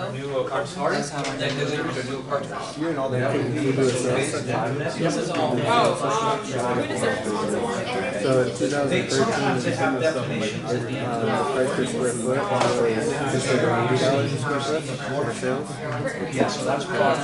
And then in 2019, it's doubled to almost. So I think that'd be a good way to put it. It's doubled since 2013.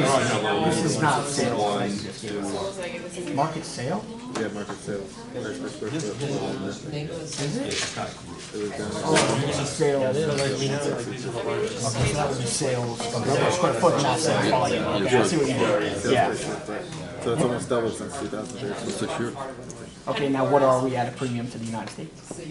So the United States was at $60 square foot in 2013, and today the United States is just over $100 a square foot. So like, say 105. Do you want to compare it to the U.S. as a whole? Which, I mean, that's pretty much premium. If someone wants to calculate that premium percentage, the difference between this and that's a good way of how much more you rate as far as per square foot, you know what I mean? Yeah. Compared to the national average. And then I think we should go into justifying that. And that's what we did into our market analysis stuff, that I didn't understand the research on it, but now I understand it. 50%. Oh yeah, so we got a 50% premium. So $55 square foot.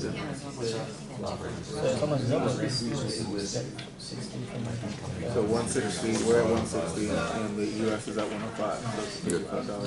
Okay. Let's call that what, 30%? 50%, it depends on it. And he's all the more. Or not. You got what I'm saying? Yeah, it would be 50 if your market's 100 and then we're at 150 at 50%. like lower tier property. Okay. Yeah, I've got rough figures with that. And so now something before we get into our, like, what makes Broward unique in our land coverage, I think the sales volume. And so what we have is $1.3 billion for the last 12 months of sales volume. Very nice. It's a premium of whatever. 300% our store. If you can find it, if you can't find it, I'm gonna walk by. Yeah, really. So, you guys know what you're Is working it John? you're ultimately gonna Jack.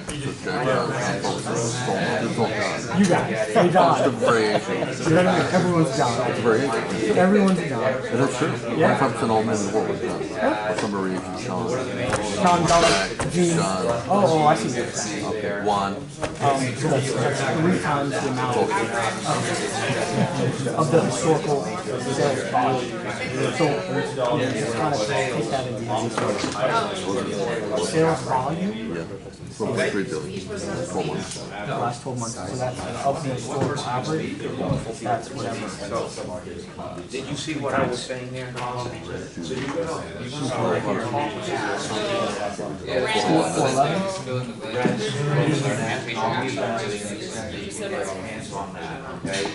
vacancy or the size of the market. I can't even have that, right? So we have an idea what the supply and delivery, right, products coming in. What's the average Any major overall? transactions, any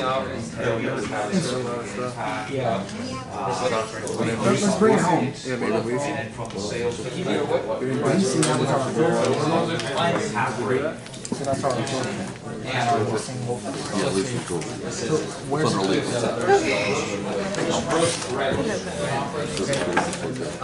Do you see, like, I'm looking for a deliverable, something that's sort of off to. So as these deliveries right now, Rats. For 3 years. For 6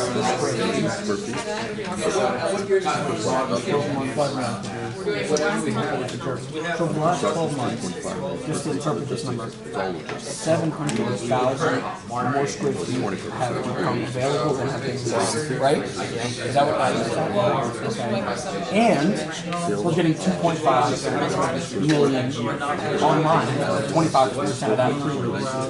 So I think we can kind of project our vacancy when, in the next 12 months. Since we have pre-lease, and then we can go with our absorption, we can see what, how that's 2.5. Historical average. Oh, wow. The one on top is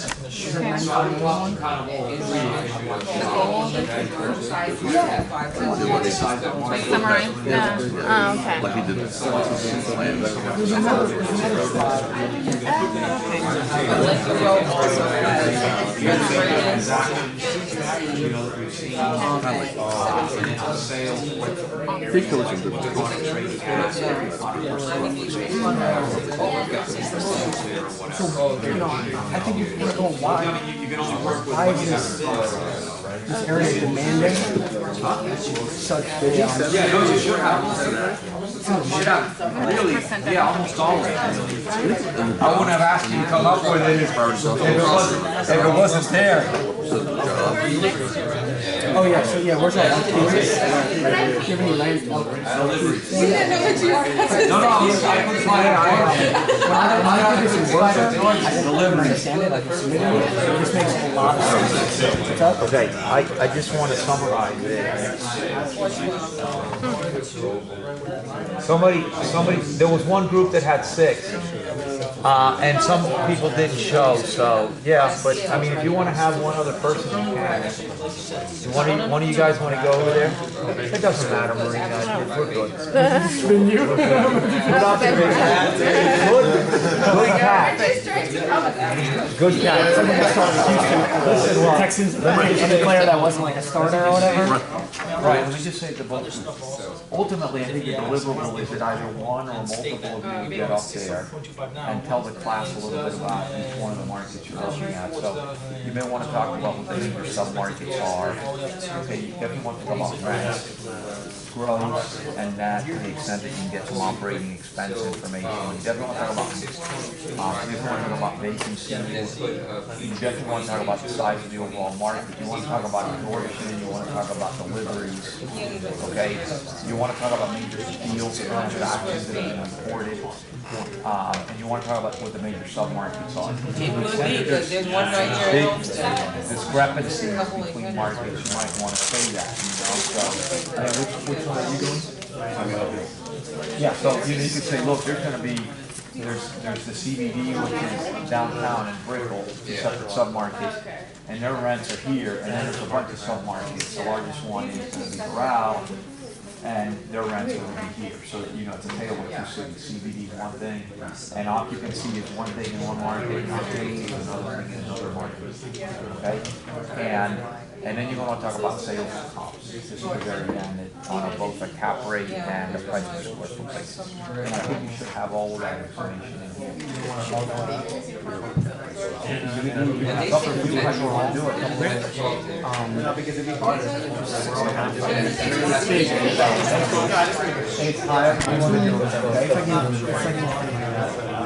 isn't gonna be the mental over the next 5 years. Sales trends, overall They sales. don't think there's a precedent, do you want us to? I don't really like, I don't know how accurate that is. I mean, if you wanna talk about that, then talk about it. I would rather talk about it. Yeah, so you are doing the same thing. As an example, I'm not saying where that's it's the actually answer. and then just Did it fill your seat? Did it fill your seat? specialize in the flex. I I see somebody's phone. Is that yours? Suck my think they're all they're all just have to guess the Oh, okay, well, What we have for our OpEx, it's the same number we use, it's about 5 bucks a square foot. Only to the extent that you got it clear of goals. But so growth from 2013 for, so break it down by statistics. Made yourself In 2013 it was around $8. Major submarket. Right now it's around $12. Major then if you do specialized, Oh, major, it was about $9 in 2013. Now Also, it's well, just the fact that that's a bunch of deliveries that come on this quarter versus flex is about the same, 9 or 13. cause the vacancy rate. So let's talk about the markets, just to define them. There's the most industrial I'm coming. on the turnpike. Hold on, no. I think your major submarkets Are gonna be like the Where else are they? I think Maybe they make a category. forecast, Would it be okay to? your anchor mall and your. Well, so what I would say, yeah, so my point would be to say if the historical absorption is being in the range of, I mean, you could probably tell the number. Here, grab some. You know, 8,500 or 6,000 units per year. Hold it, hold it. It's full. Chew it up. Well, that's only four, Feel right? somebody So in you the gotta bag. add, you know, we're doubling the supply. You know, all of a sudden, yeah. Anyone found the submarket? You have the submarket? how much square footage it actually has in terms of retail. So let's just call the base ones. 23, these four. But when you, okay, when you just look I at think the, Pumper's getting the look most. at the data, what it reads Find is that that zero. $1,700 from Construction visitors. rate, you know, bam.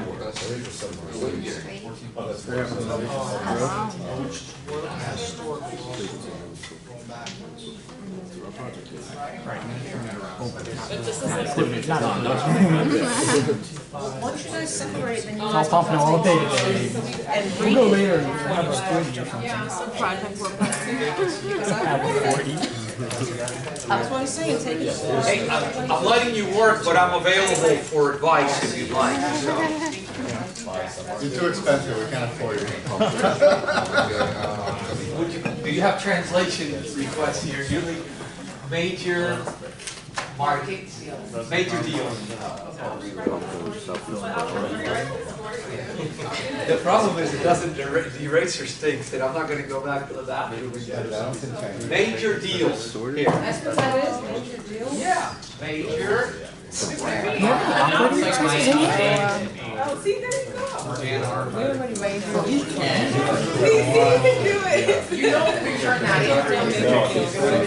Anything interesting in there? If we have per square foot and cap rate, can we back out OpEx? I think we can, right? I believe so. I believe so, but I'm not sure we can. Yeah. We have a cost. Yeah. And then we have the uses. Why can't we get a cap rate on that? Or why, or no, and we have a cap rate, why don't we get OpEx? We have the. Yeah.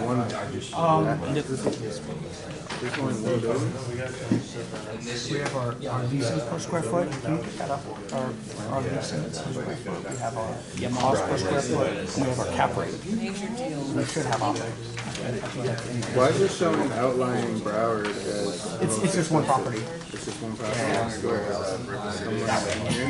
Out here somewhere? It's probably like a little strap. How do you Right. It's probably like in there. No competition. What's out there? Yeah, I wanna add. How do you know it's only one property? It says it. Where? How many properties? I think it's 25, 40. Right? Okay, so, three properties. right now in construction, we have Warren Henry's car dealership. Yeah, the number of properties here. Well, yeah, but it's just like considered for something else, I think.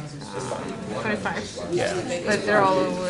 Yeah, they're all over. Yeah. Well, inventory in this. Outline Broward, I think 4 was like, The second, yeah, it was that way, so. But I just don't understand why it's. shopping, in Miami. You have here? Economy. 42 square foot. 400,000 square feet shopping. You got the amount of properties there. The construction is Also under construction is 350,000 square feet. It says that it's supposed to be like a zero. Mixed use land, river land. No.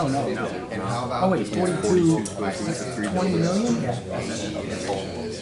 It makes a lot more sense. I thought it was one building, that's why 42 feet. Oh, the closet, you ever rented that out yet? We talk about Miami. Overall rent, we got 1276. Maybe, are you, Yeah. top three? Where is it? Where did I get that? Pull up here. We don't have the time to go through all of it. Oh, Miami rural. And we have our cost per square foot at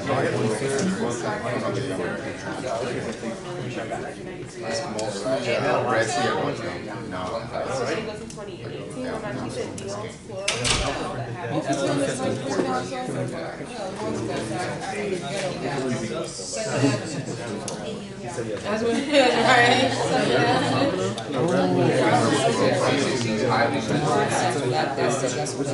The 1925 12 outline. minus X over 150 minus operating expenses to get our NOI. Equals, One of the blocks. well, what's our overall, operating